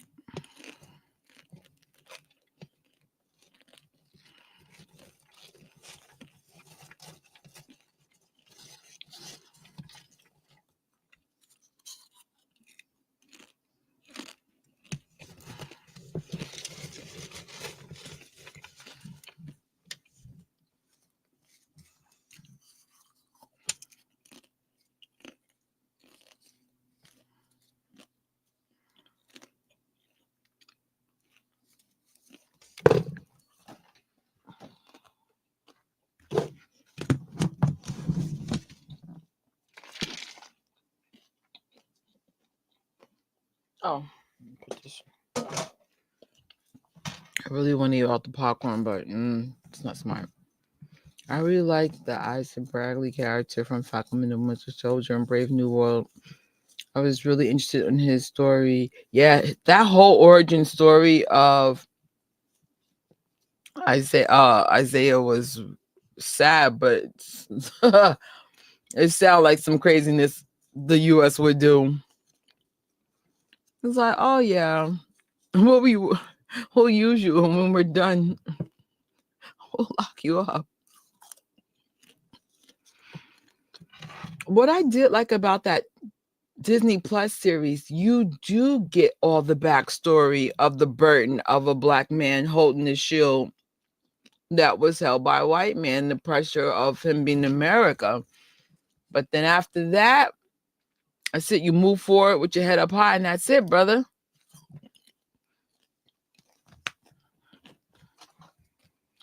Because if you're any minority in this country, whether it's Latin, Asian, Black, it can be hard at times. But you learn how to navigate in this world. It's like, come on now. I don't want to hear no more. All my life I had a fight. That's it. Keep your head up, brother. That's your biggest your superpower is keeping your head up, even if you know you may not be welcome in all the spaces that you're in. I always go in spaces I'm not welcome. I do it on purpose. I'm like, I pay my taxes. These are free activities for all. I'm coming in. And then people fall in love with my personality. I'm like, well, not all the time, most of the time though. From the trailer, I really thought this movie was going to be more on the line of Suicide Squad 2016 and somewhat like, yeah,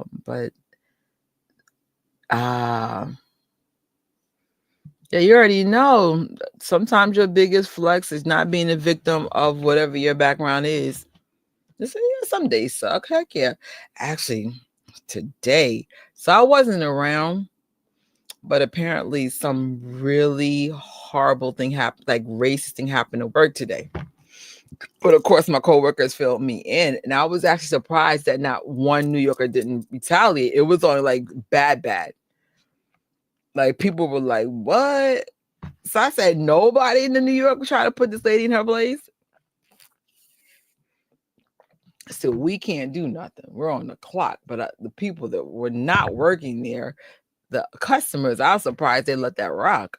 I can't say what was said though. I heard it was bad.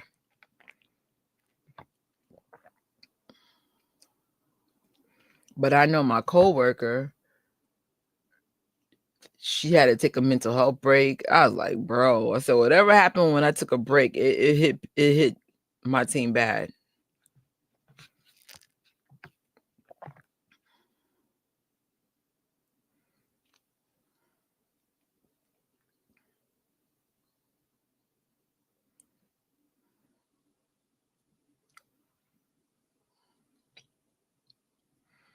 So it's funny, when I got my cup, I chose to get my Johnny Walker cup. But I remember I hate Johnny Walker from the TV series. And that's how you know you did a good job when you have your villain become a hero. Redemption. It's great. But man, when I heard, I got back from my break, they were like, oh my God. Da-da-da. I was like, And it's something I've never experienced. That's why I was like, what is going on in New York that we're having issues like this?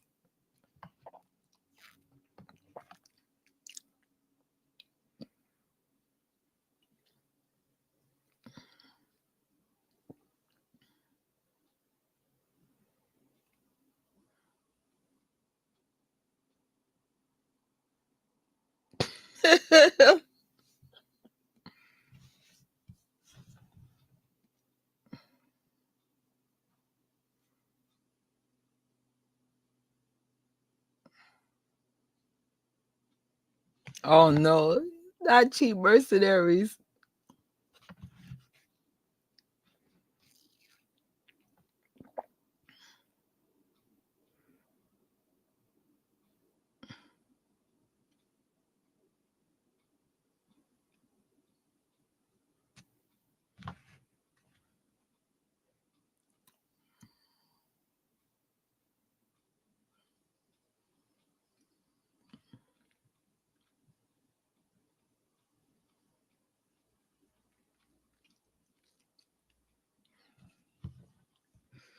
This movie only takes place in 2 physical locations, I believe, where they lock down so that the facility in the beginning where a lot of good character building scenes happen. Oh, I didn't even know that. It's cool facts. Well, and I think that's what worked for this movie, because you have to assume casual fan didn't see most of these movies or projects, right? So I knew Bucky and I knew Johnny Walker, and I think that was it. Everybody else is like, who the hell are you? So you have to get those normies and casual fans caught up all in this new project. And I do appreciate that Marvel is doing more self-contained stuff. So seeing the other stuff does enhance it, but I'm like, I didn't see most of those projects, and I still felt like I was included. Right, they played her. I don't even know who that was, but I was like, damn, bro.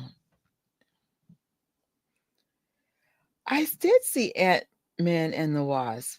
I gotta see it again.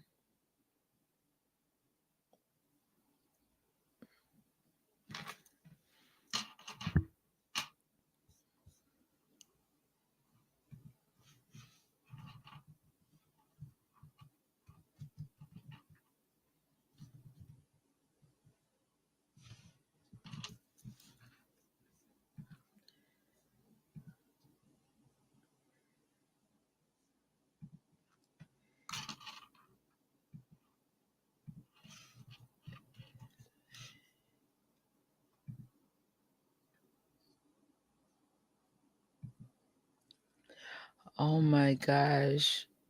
I just can't wait till we see the X-Men. The X-Men is when I fell in love with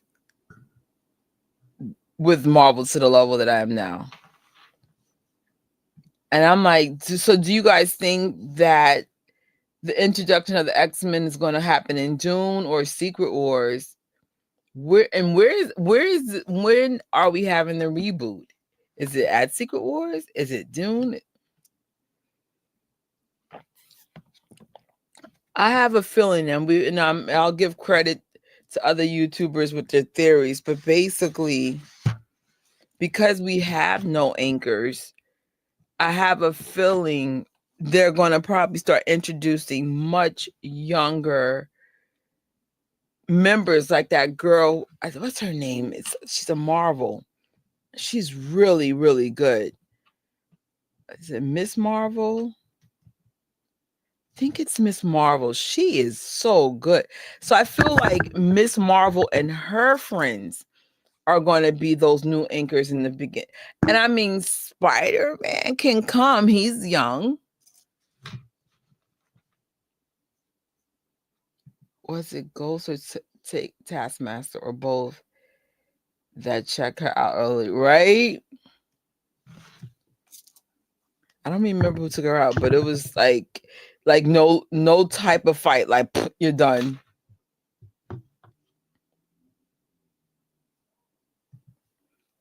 No, it's definitely Miss Marvel. So Miss Marvel is that young Kamala Kane. She's the one. She has like an Indian background and she's just so charming. And that's what I mean about earning your place in status in this universe. I know for sure, I have a feeling she's going to be something big in the future because she's got that it thing. I was like, Miss Marvel did a good job in terms of like star presence. Of course, I love our Spider-Man. I feel like that's a good foundation for a good reboot. Listen, I would go good noodles if I got stuck in my darkest moments of life. Are you kidding me? And it's crazy. Like, if you're going through something traumatic, whether it be a death or something like bad from your past, sometimes little moments pop up anyway, but to be stuck in it, child, there's not enough said it is for it.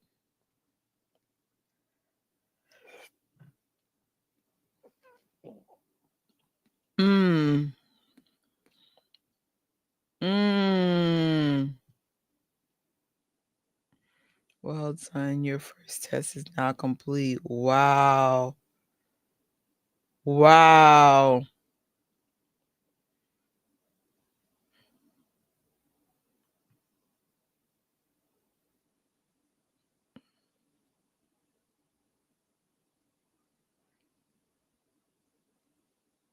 Mm.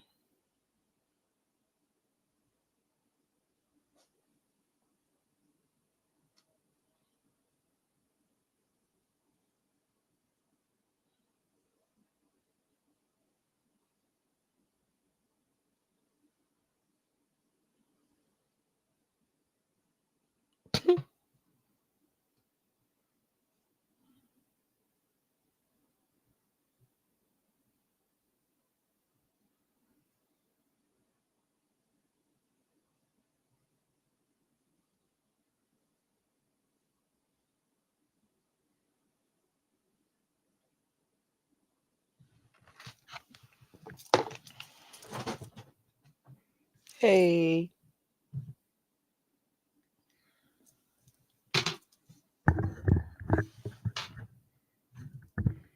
Yo, have you ever been in a situation where a common enemy causes people to be friends? Actually, one of my best friends came from a bad situation with an ex-friend. It's so weird how that works out sometimes.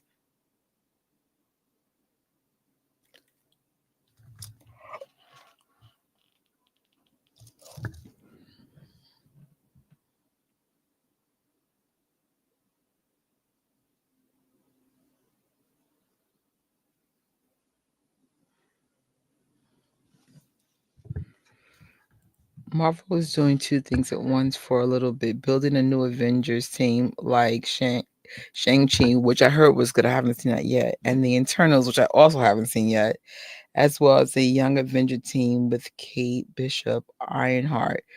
Listen, I'm going to tell you right now, I like me some Miss Marvel, but if Ironheart's going to make the dumb decision she made, and that I'm hoping in the second season we need redemption in that first season. Lord have mercy.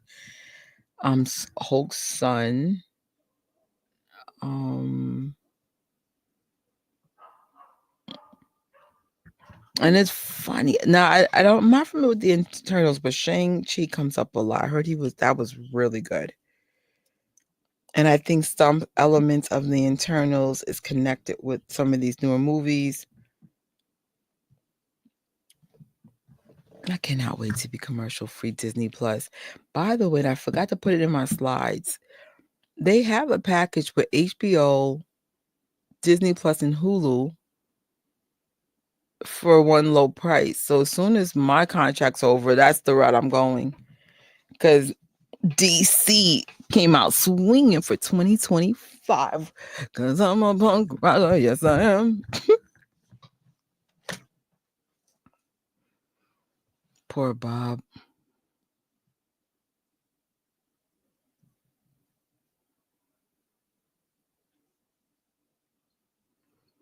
You know what's interesting about people who are going through something? They could sense something about each other and get each other to talk to each other.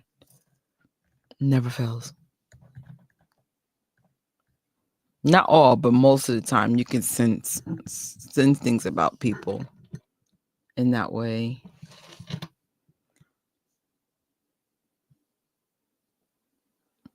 I think we're all there. And I think we all got there together. The box office numbers have been a slow decline, but I'm still shocked of the outcome of Fantastic Four. Let me look up their numbers. I heard it wasn't good. I heard Superman's beating them. Awkward. I said I didn't see Superman beating Fantastic Four. Let's see. Fantastic Four box office numbers. Yes. Did y'all at least get 500,000 yet? Hold on.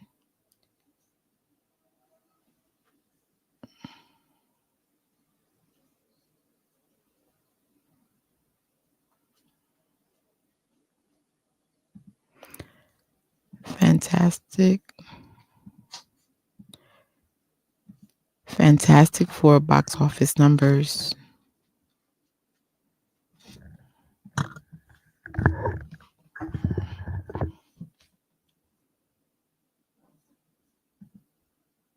Oh, Lord. Fantastic Four box office escapes MCU's all-time bottom 5 ahead of projects. That's crazy. Can we get numbers though?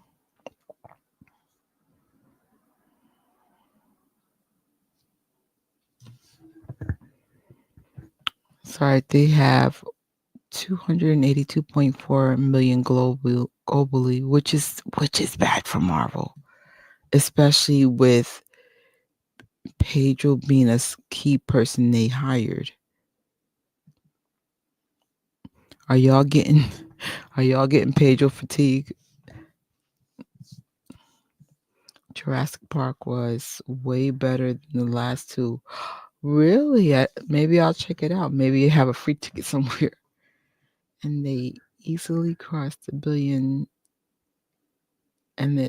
but not the entire. Yeah. So far, I think only one person is in the $1 billion club this summer. Sorry, I'm so used to being wireless. I lost my mic. This apartment's a hot mess. Let me see something. What movies?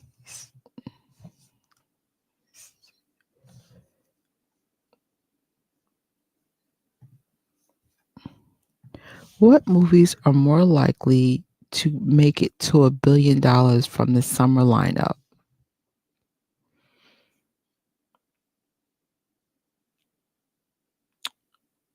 Oh, wow. So they said Superman. And of course, Jurassic Park, World Rebirth.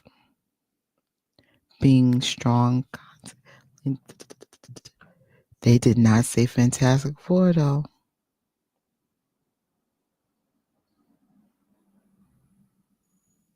Wow. I thought How to Train Your Dragon would have made it, but it didn't. Do you guys think people are just shifting their behavior, watching more at home? I know I am. Awkward.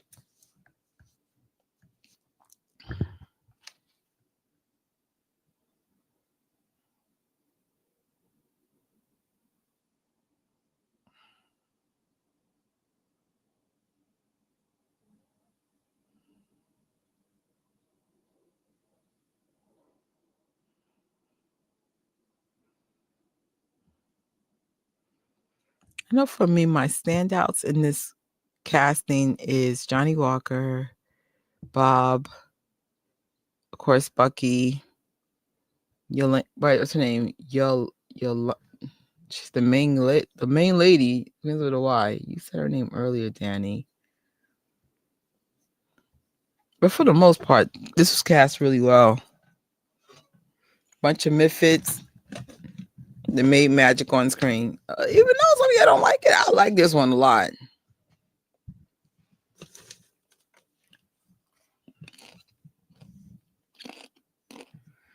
I really thought it's strange that WB keeps getting trade outlets to report that Superman is the highest domestic gross. Yeah, that's weird.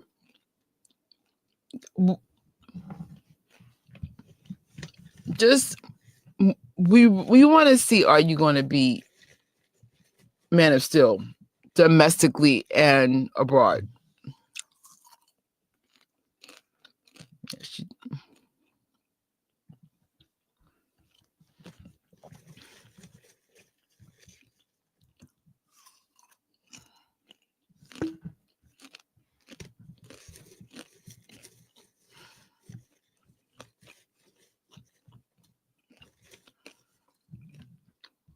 I wonder if they called them something else instead of the New Avengers, would it I don't know. A lot of people were pissed about that.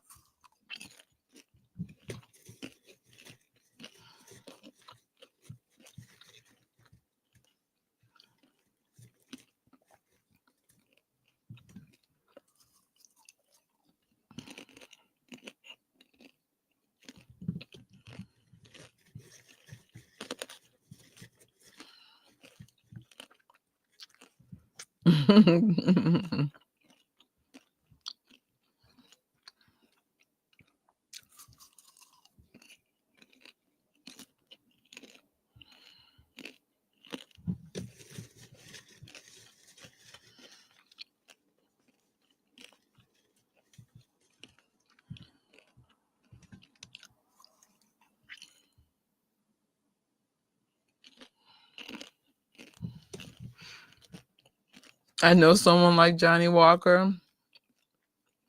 I'm just leaving it right there.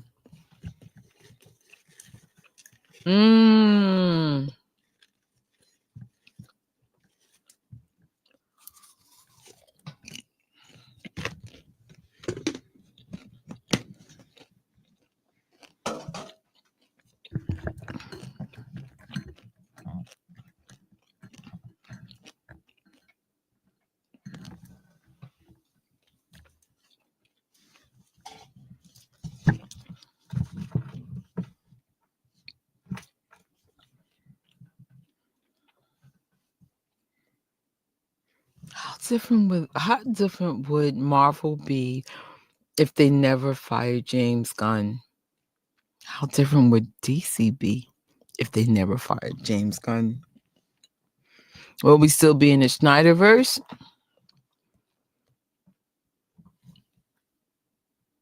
We'll never know.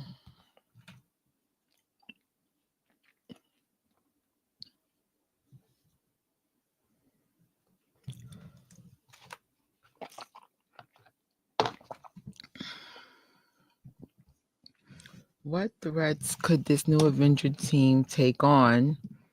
They are able to defeat Serenity, but because they turned out to be a mental. Well, we know Johnny is a super soldier, right? Yeah, he has a serum. Bob is powerful, but you're right, not at this moment.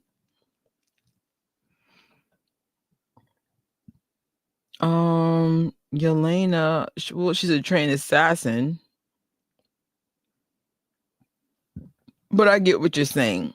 The old Avengers were like straight out powerful. Like one's a god, for crying out loud, literally. I don't know. Oh, Bucky's also a super soldier. He's also a badass. I'm here for it.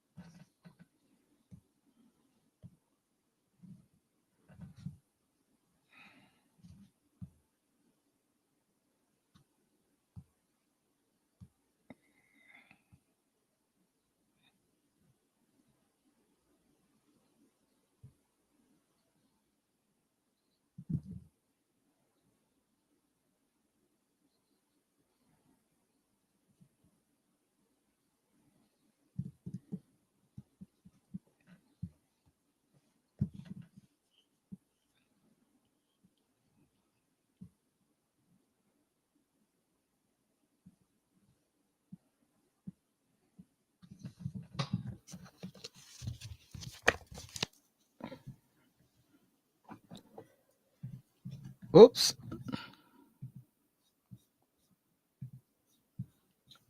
I think Red Guardian, Yanya, Bucky, and U.S. Agent, you have 4 super soldiers. And it's supposed to be Marvel's answer to Superman.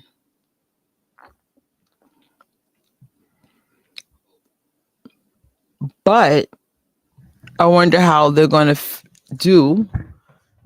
Everyone knows Galactus is somehow coming back. We don't know how. We also have Doctor Doom. We have some bad ass villains coming to Marvel soon. And how do they fit in this world?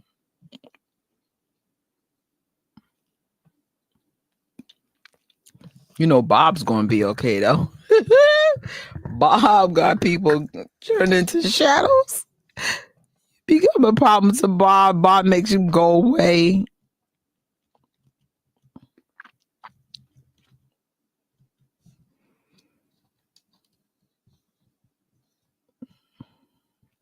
Serenity. So Bob, we know is gonna be fine. Everybody else, well, at least you got the serum in you. That's another thing. How does the Captain America without the serum going to be able? I mean, we know from Lex Luthor you don't have to have superpowers, just you have to have strong people around you. But still, I feel like the villains coming to Marvel, you might need some serum, bro. You're gonna need some extra suit.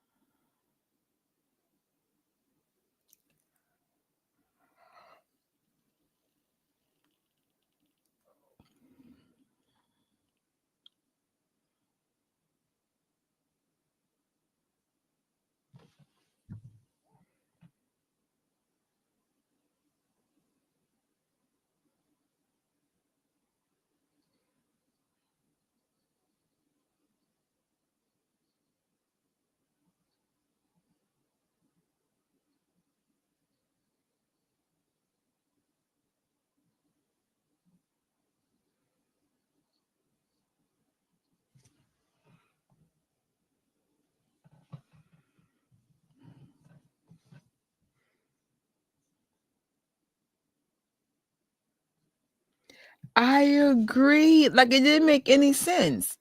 The only people who shouldn't take the serum are the people that have, like, I don't know, issues like Bob.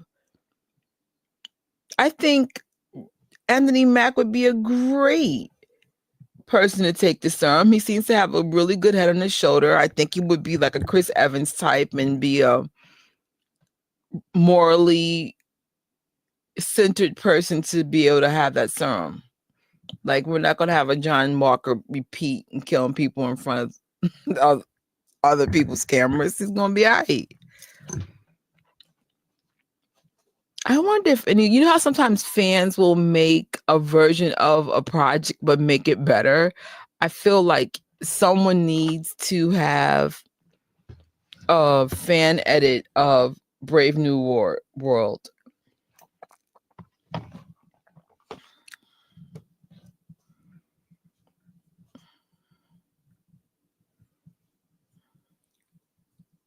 Because basically Mackie he tried to talk his enemies. Talking's effective, but dude, like, you're talking your villains away? Like, what are we doing? No, give him the song, baby. Bam, bam, bam, bam, bam.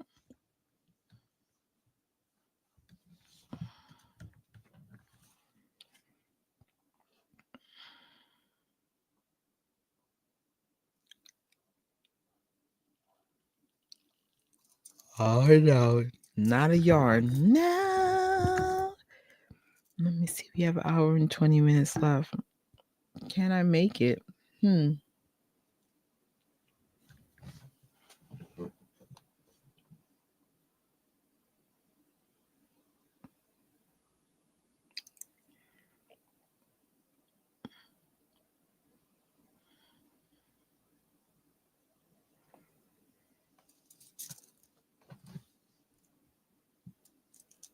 Yeah.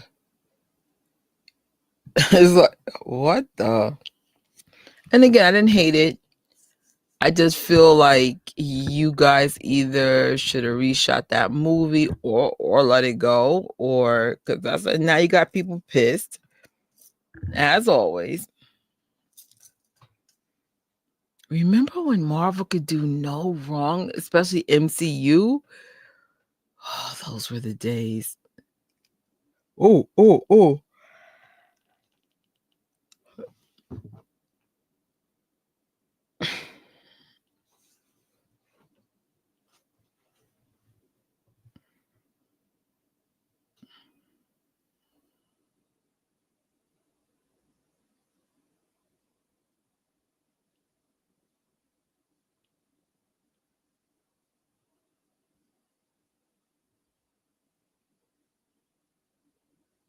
I just close my eyes. I'm scared.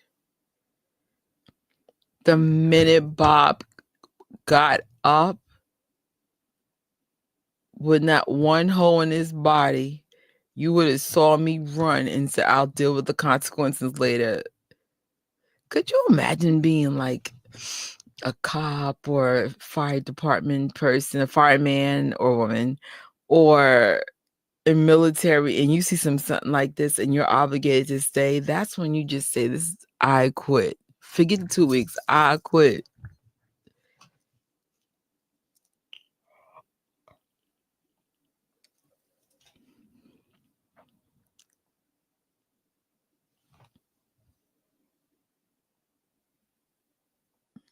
Yeah, heck yeah. Let me see the MCU lineup. When did this go wrong? Like really wrong. MCU movies in order. Yes. I'm so annoyed. Like I don't know where I'm hungry. What we gonna do? What we gonna do?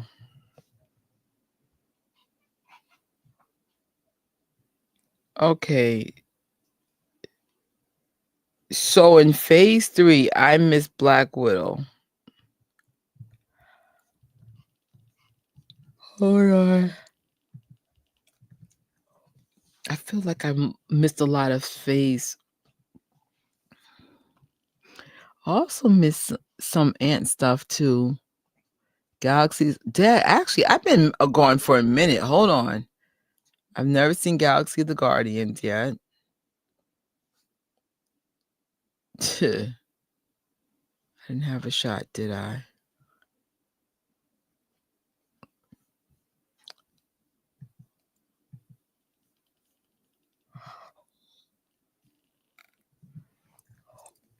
I'm trying to think. Is there any food in the house? And I was going to pick up some Little Caesars pizza, and I'm like, nah.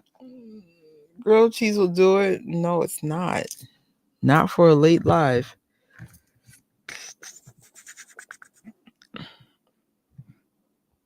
All right, I'm going to head to the kitchen, y'all, but I can't hear the movie.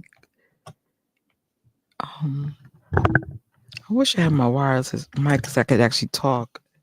All right, I'll try to find something quick. I'll be right back.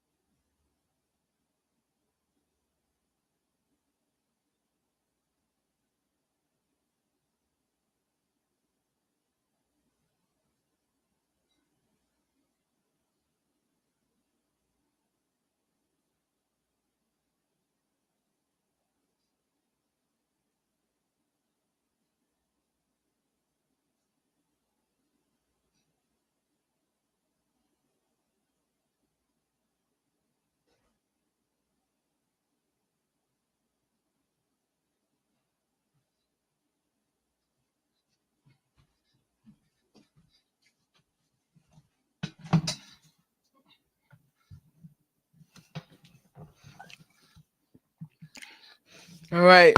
I made a nice salad.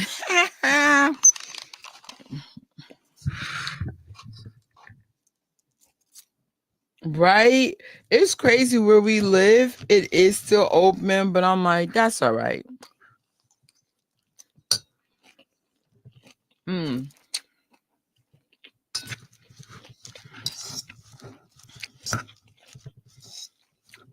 This salad is good. It's mushroom, arugula, cherry tomatoes, blueberries, salad dressing, vegan cheese, popping.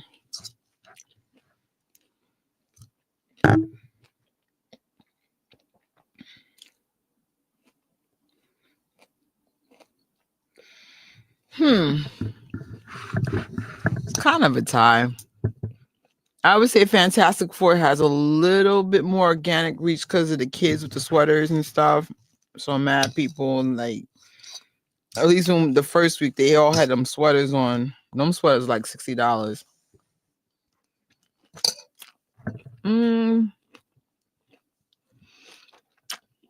Also, Fantastic Four had a lot of brand presence. They had Little Caesars, Snapples, the cereal, the Pop Tarts.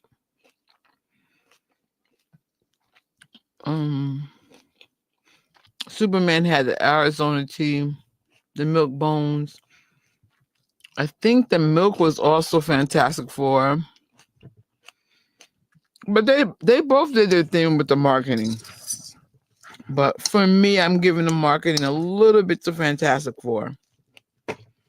Because they had organic reach, and then they also had like reach. I'm like, Fantastic Four cereal, milk, Snapple, everything.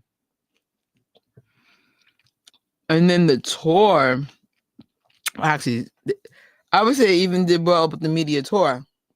Both of them. But James Gunn, on his overall casting, were more open to like small creators, because they knew in the world of social media, there's no such thing as a small creator. Like, everyone matters. Who would you say, Danny, did the better push for marketing amongst the two? Or what reached your area better?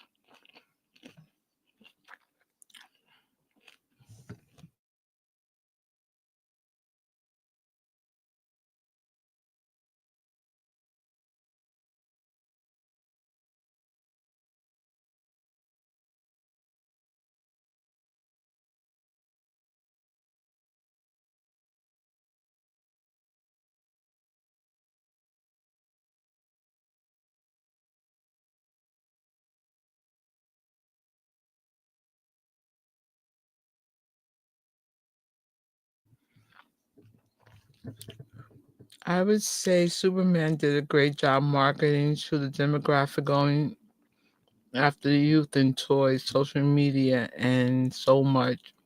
But I think Fantastic Four may have. Yeah, they both did a thing.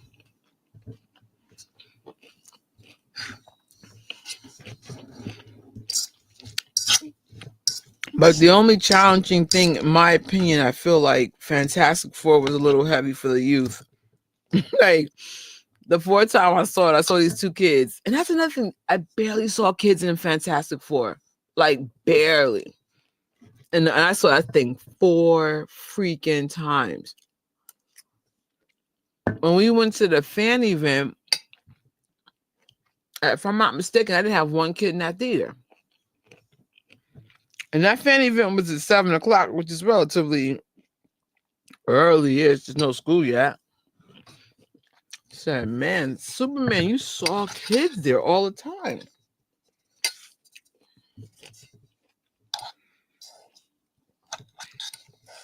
And kids, man, they move those needles forward when they resonate with stuff.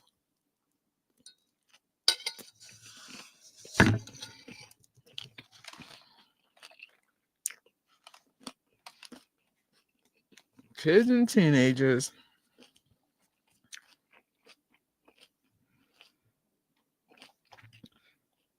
Superman did what they had to do as far as trying to overcome the past few years of DC brand damage. Remember, all 4 DC movies bombed because we knew it was getting rebooted. And I think Marvel's having the same drama. People are not going to spend. Even if you go the cheapest night ever in New York, the cheapest you can get a movie without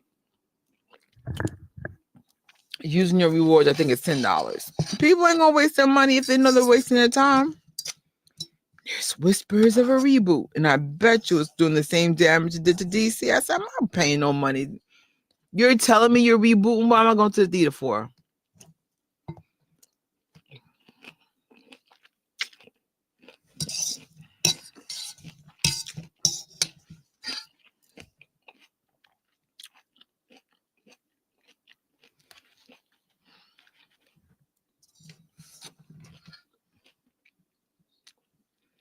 Heck yeah, man.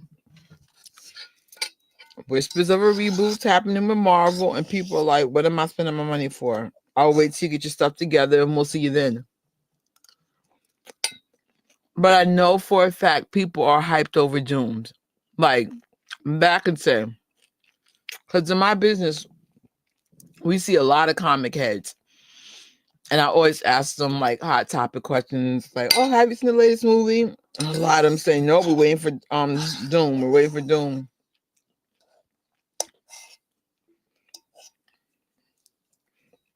But I find it interesting, though. I would say a nice chunk. I don't want to give a number. Nice chunk though of Marvel fans are like just not invested anymore.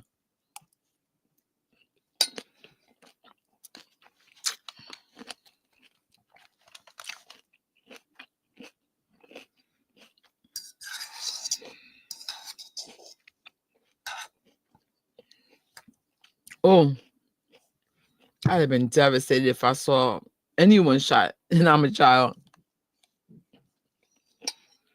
Not alone your dad.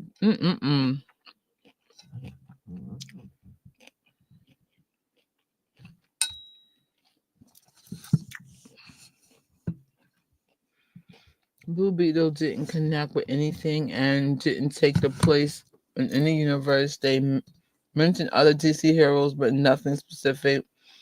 And Blue Beetle had a nice little trailer. I said, I ain't wasting my money on this. But now that I'll have HBO in a few days, I'll see Blue Beetle.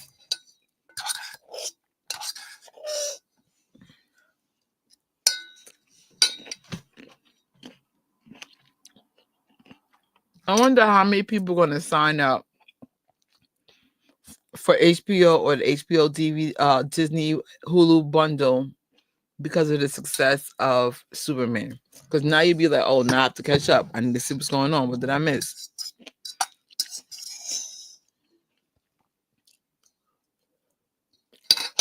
I heard Penguin was good. Rise of Penguin. I heard that's a real good series. I cannot wait to catch up.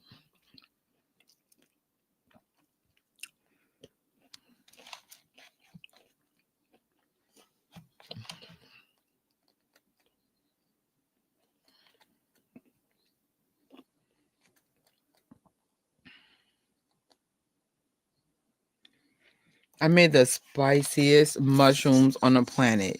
Not good spicy either. So that's why I put a lot of blueberries in here. And the sweet dressing is still spicy as hell.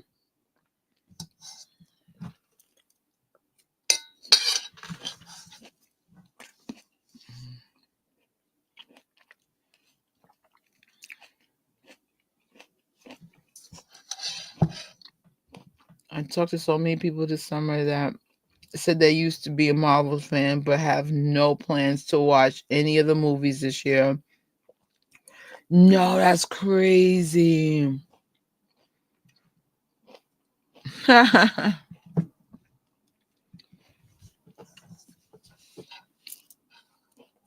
know word. I don't think anybody's watched both Superman and Fantastic. They saw one or the other.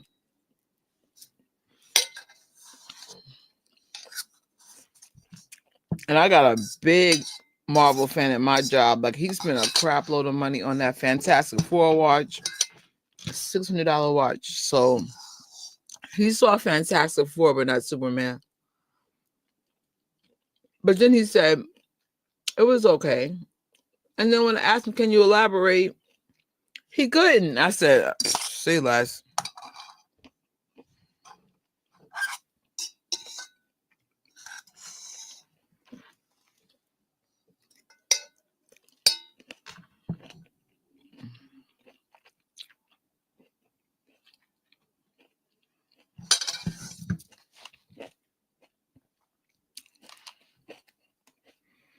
There was definitely more humor in this than Fantastic Four.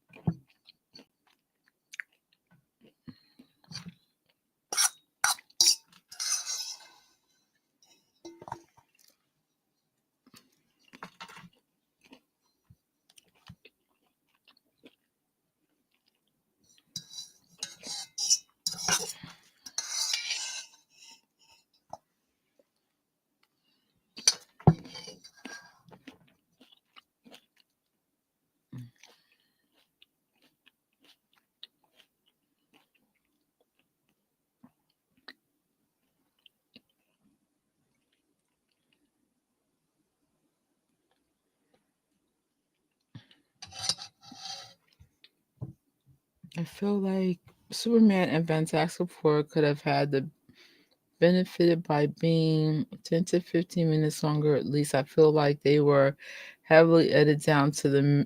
Yeah, a lot of people said that. A lot. I know for Fantastic Four, I could tell you off the rip, felt like something was missing.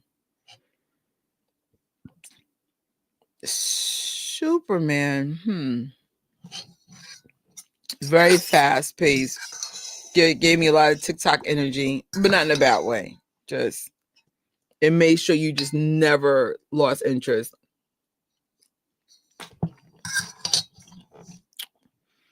If you were going to add more time in Superman, I probably would have invested like him being more at home as Clark Kent. I would have loved some more Clark Kent, like especially when he was at work. He did a great job going from Clark Kent to Superman, like a great job. I'm like, oh, finally, it looks like two different people for real. Actually, Christopher Reeves did a good job as both.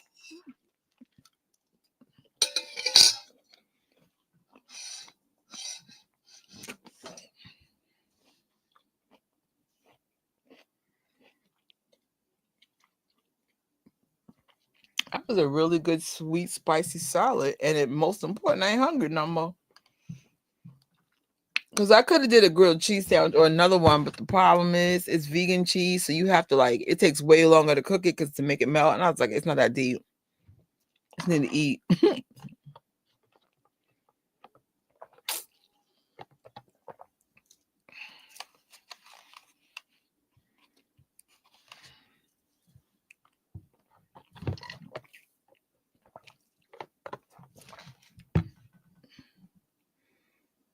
Yes.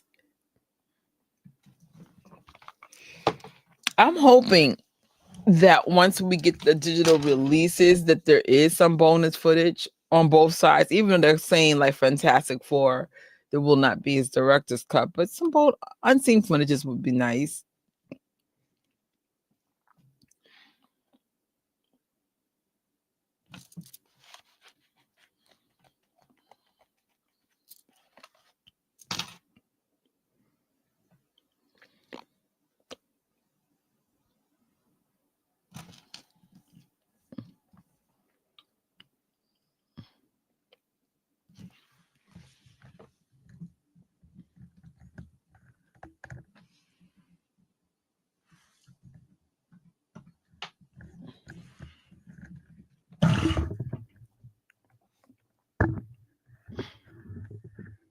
I'm a hot mess with this desk.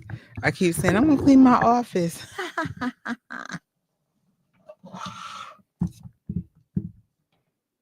I'm got 19% left. I just plugged it in. Hopefully it won't die. Let's see. We have 53 minutes left. All right.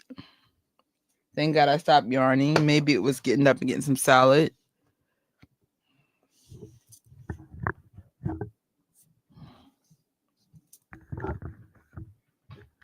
I prefer the sound of this mic better, but I got to figure out how to get this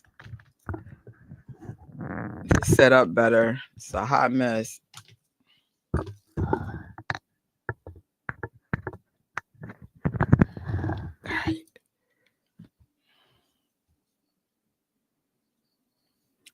Thank you. My coworkers be like, yo. So I'm trying to find a fit for Freakier Friday, and I'm like, where's my lavender stuff? Where's my green stuff? I love dressing up, like anything to make a day a little bit more special. I don't always dress up though. Usually when I go to work, you could tell I don't get enough sleep and I'm stressed out. But if I go to a movie, we're putting a little effort in there. Because I feel like if the movie industry keeps going in this direction, one day we're not going to really know what movie theaters are, or they're going to be a lot rarer. So I'm celebrating while they're still here.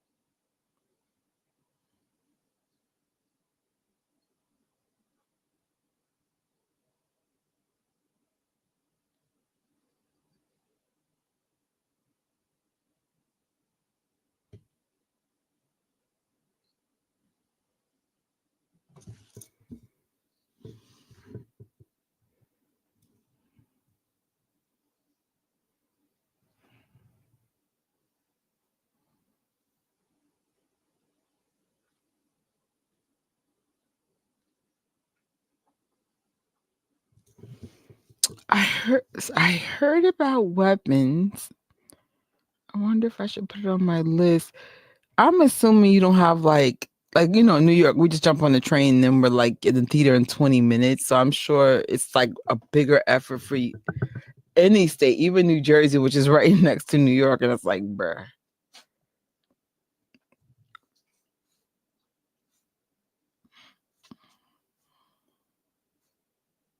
Are you a AMC A-lister, or you're like me, you'll pay reduced tickets and call it a day?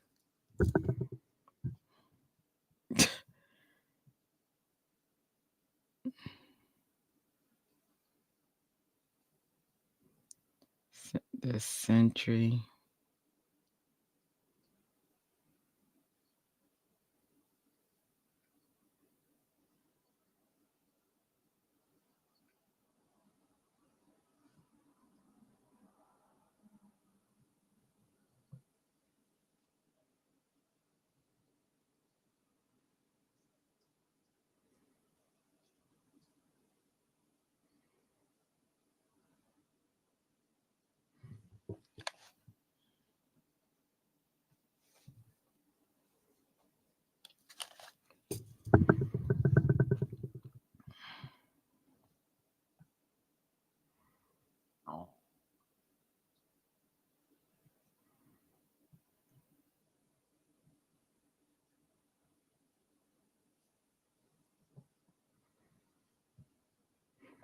Even though I love Bob, like Bob as Bob, Sentry is not seen as a threat until he goes like to the void.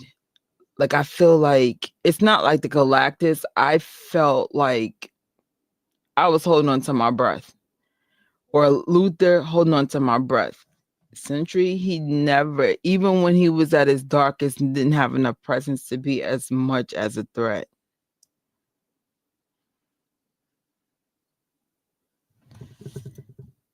Yeah, I have a local theater nearby that's not the best, but will work in a pinch.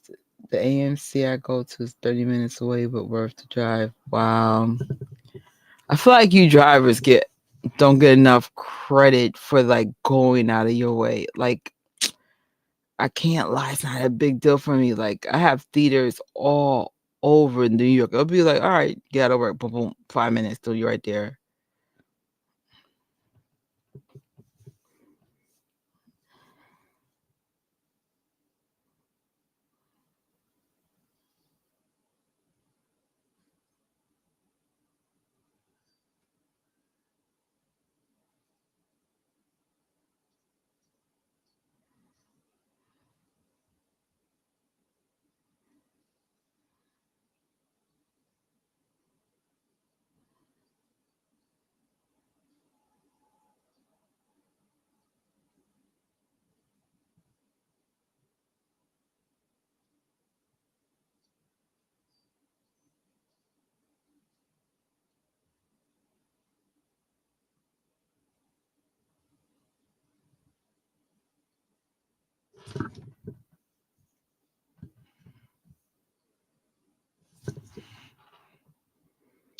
I've been sleepy again. Ah! All right, let me just check the timestamp. 46 minutes left. Come on, Trish. Ah, shake it up, shake it up.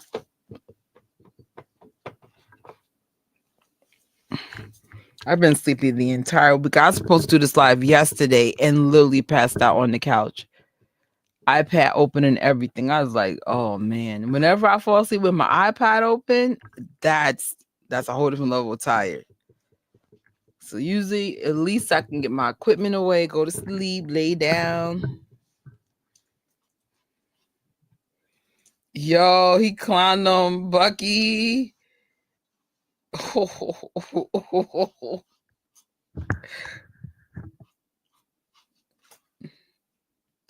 Look at their whole face. They look shook. Okay, go to bed. Go to bed, booby.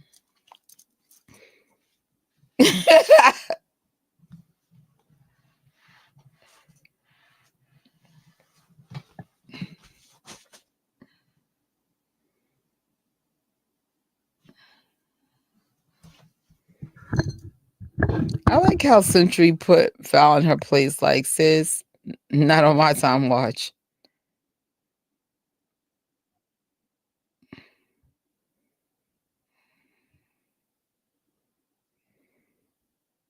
Yo, I love how they came out the building.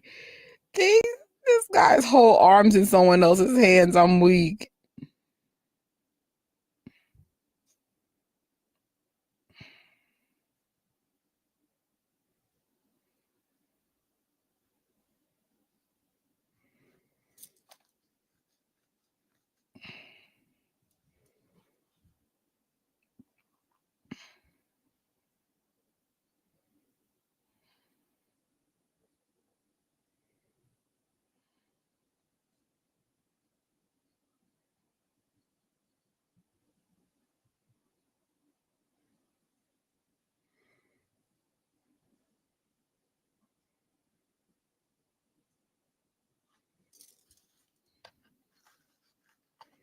Oh,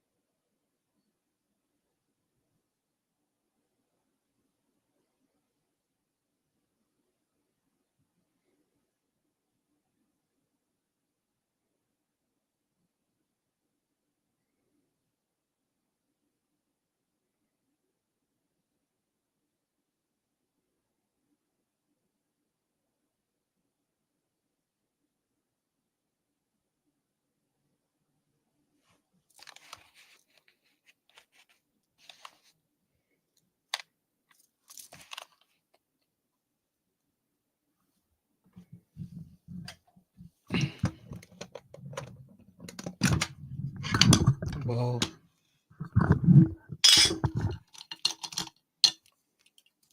Yo, Val's the worst. Who puts a kill switch on people? She ain't stupid though.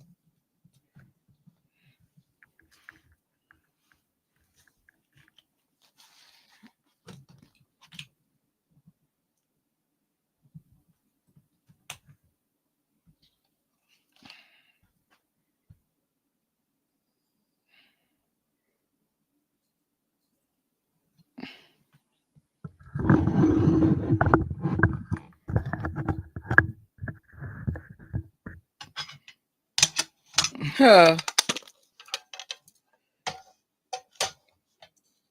Oh.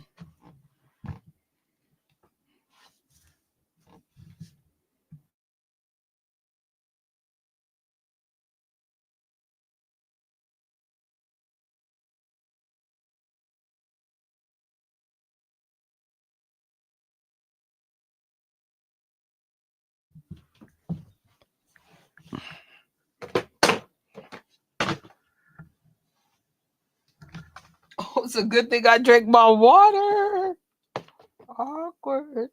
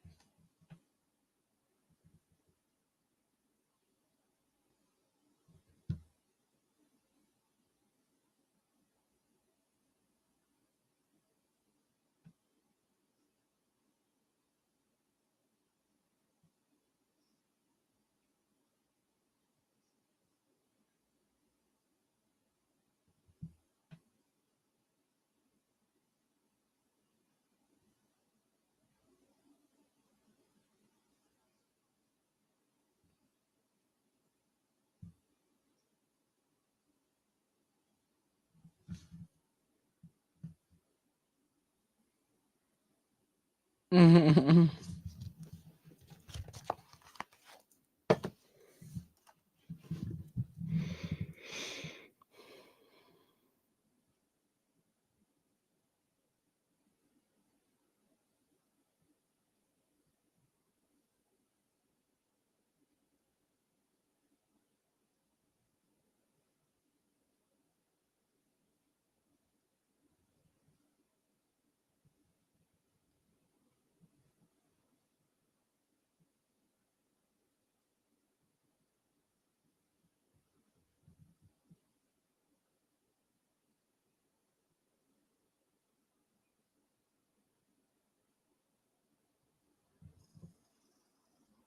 Mm. Was it me when they had the trailers for this? It looked way darker because all you saw was like shadows on the floor.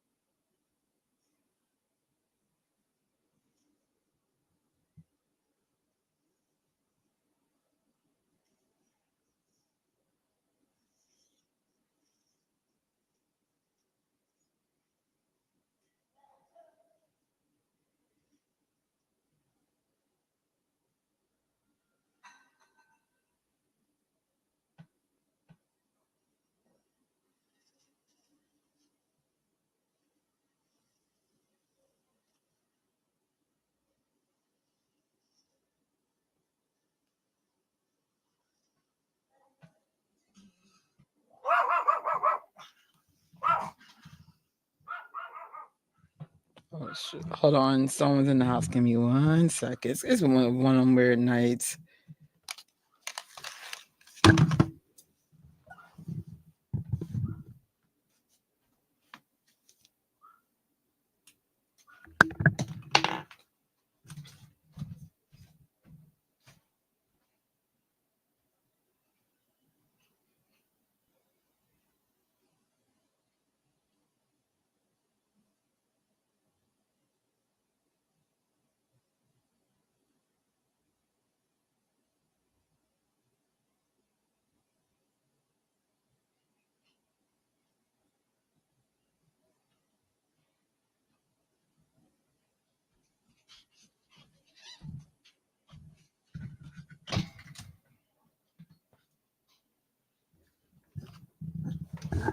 Okay.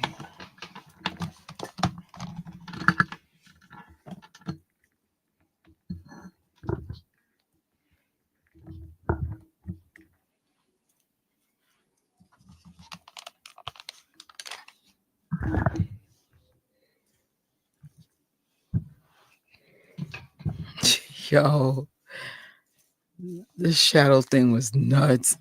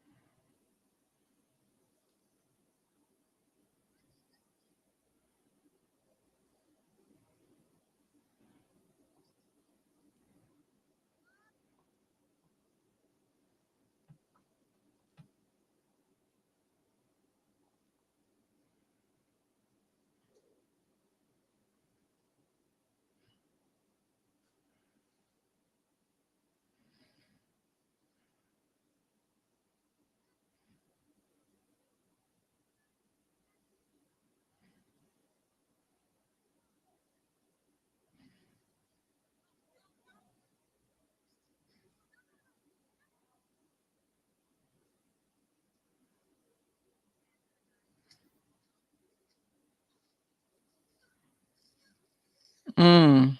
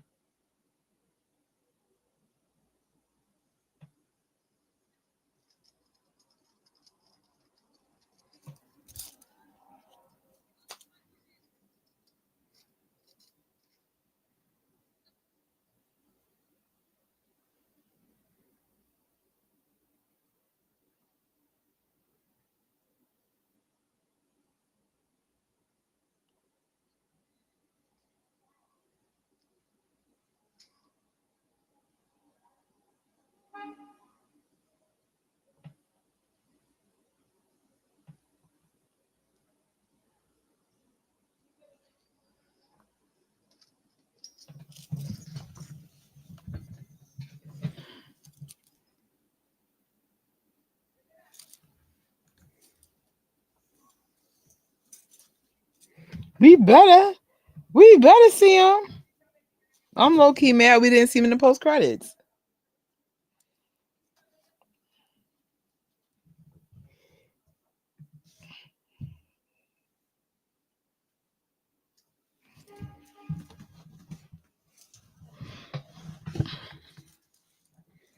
Oh wait.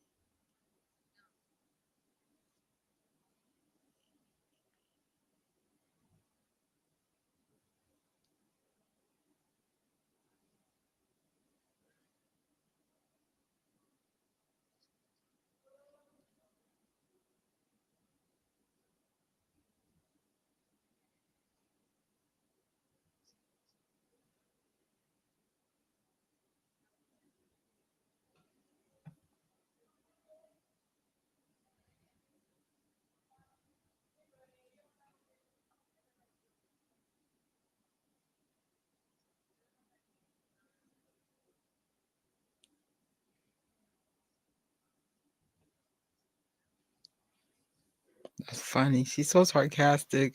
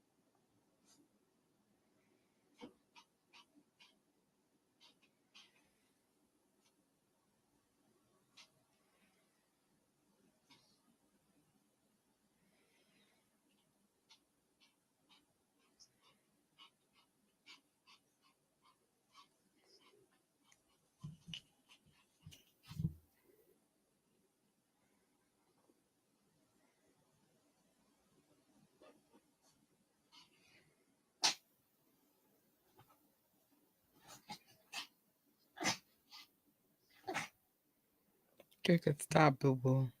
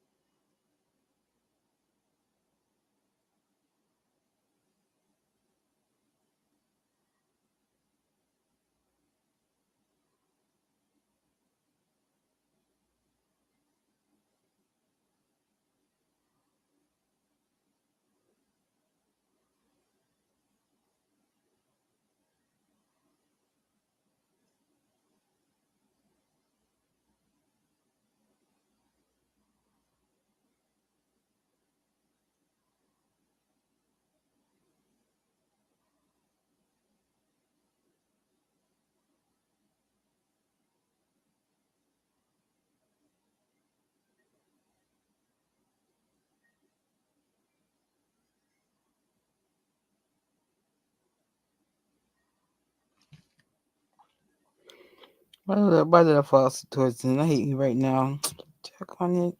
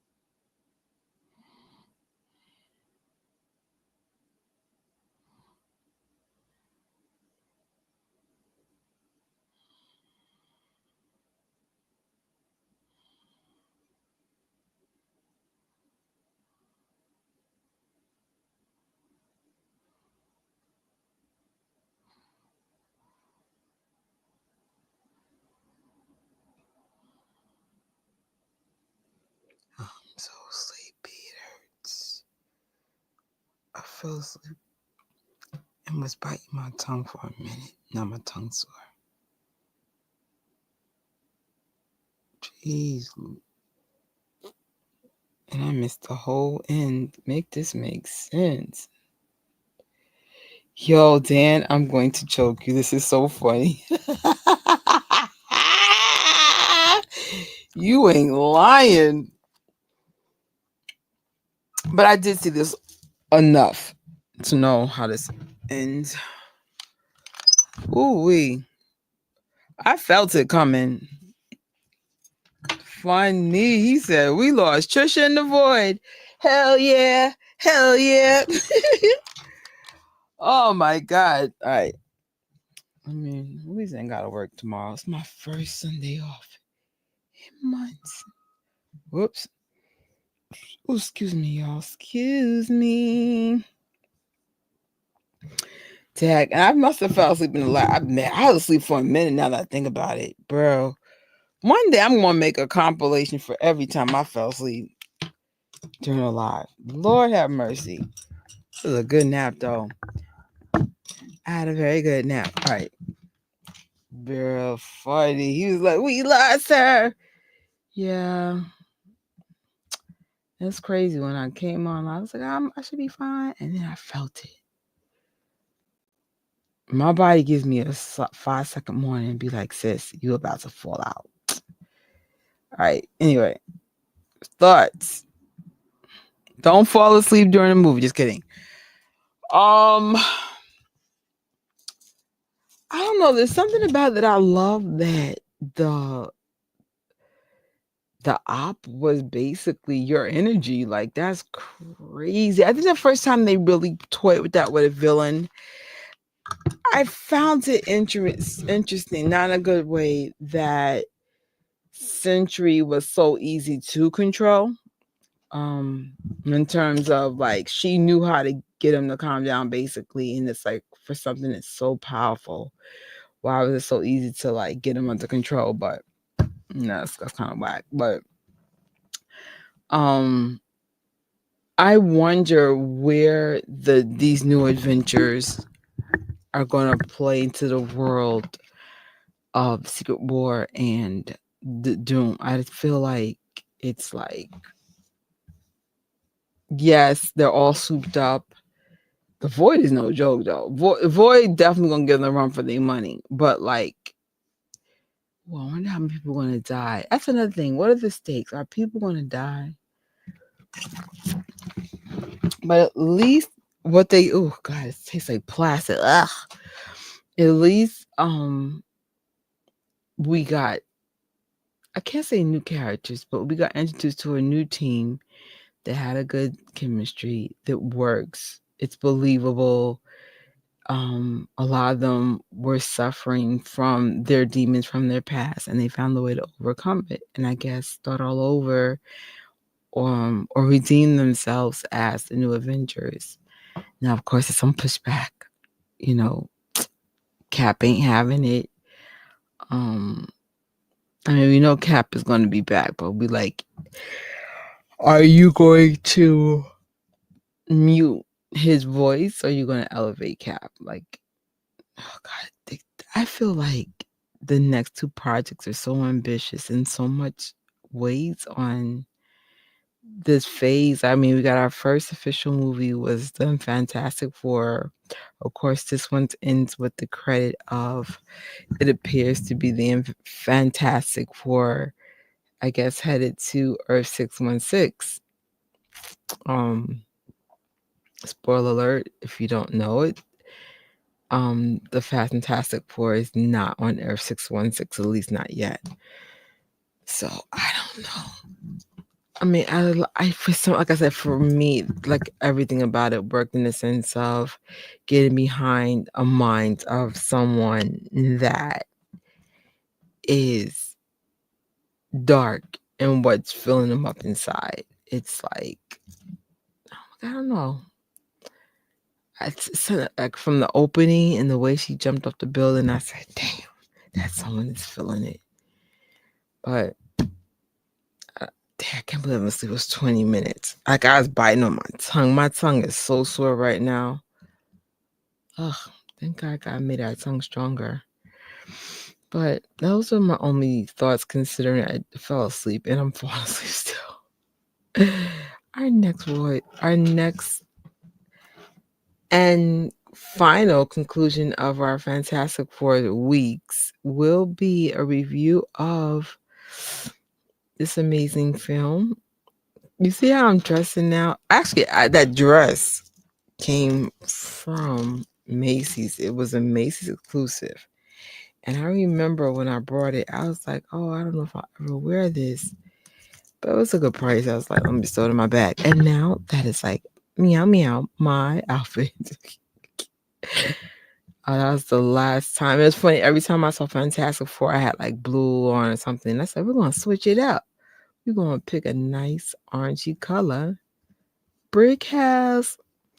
Anyway, so I'm not sure if I'll be able to express my feelings. Hopefully Dan can join me tomorrow.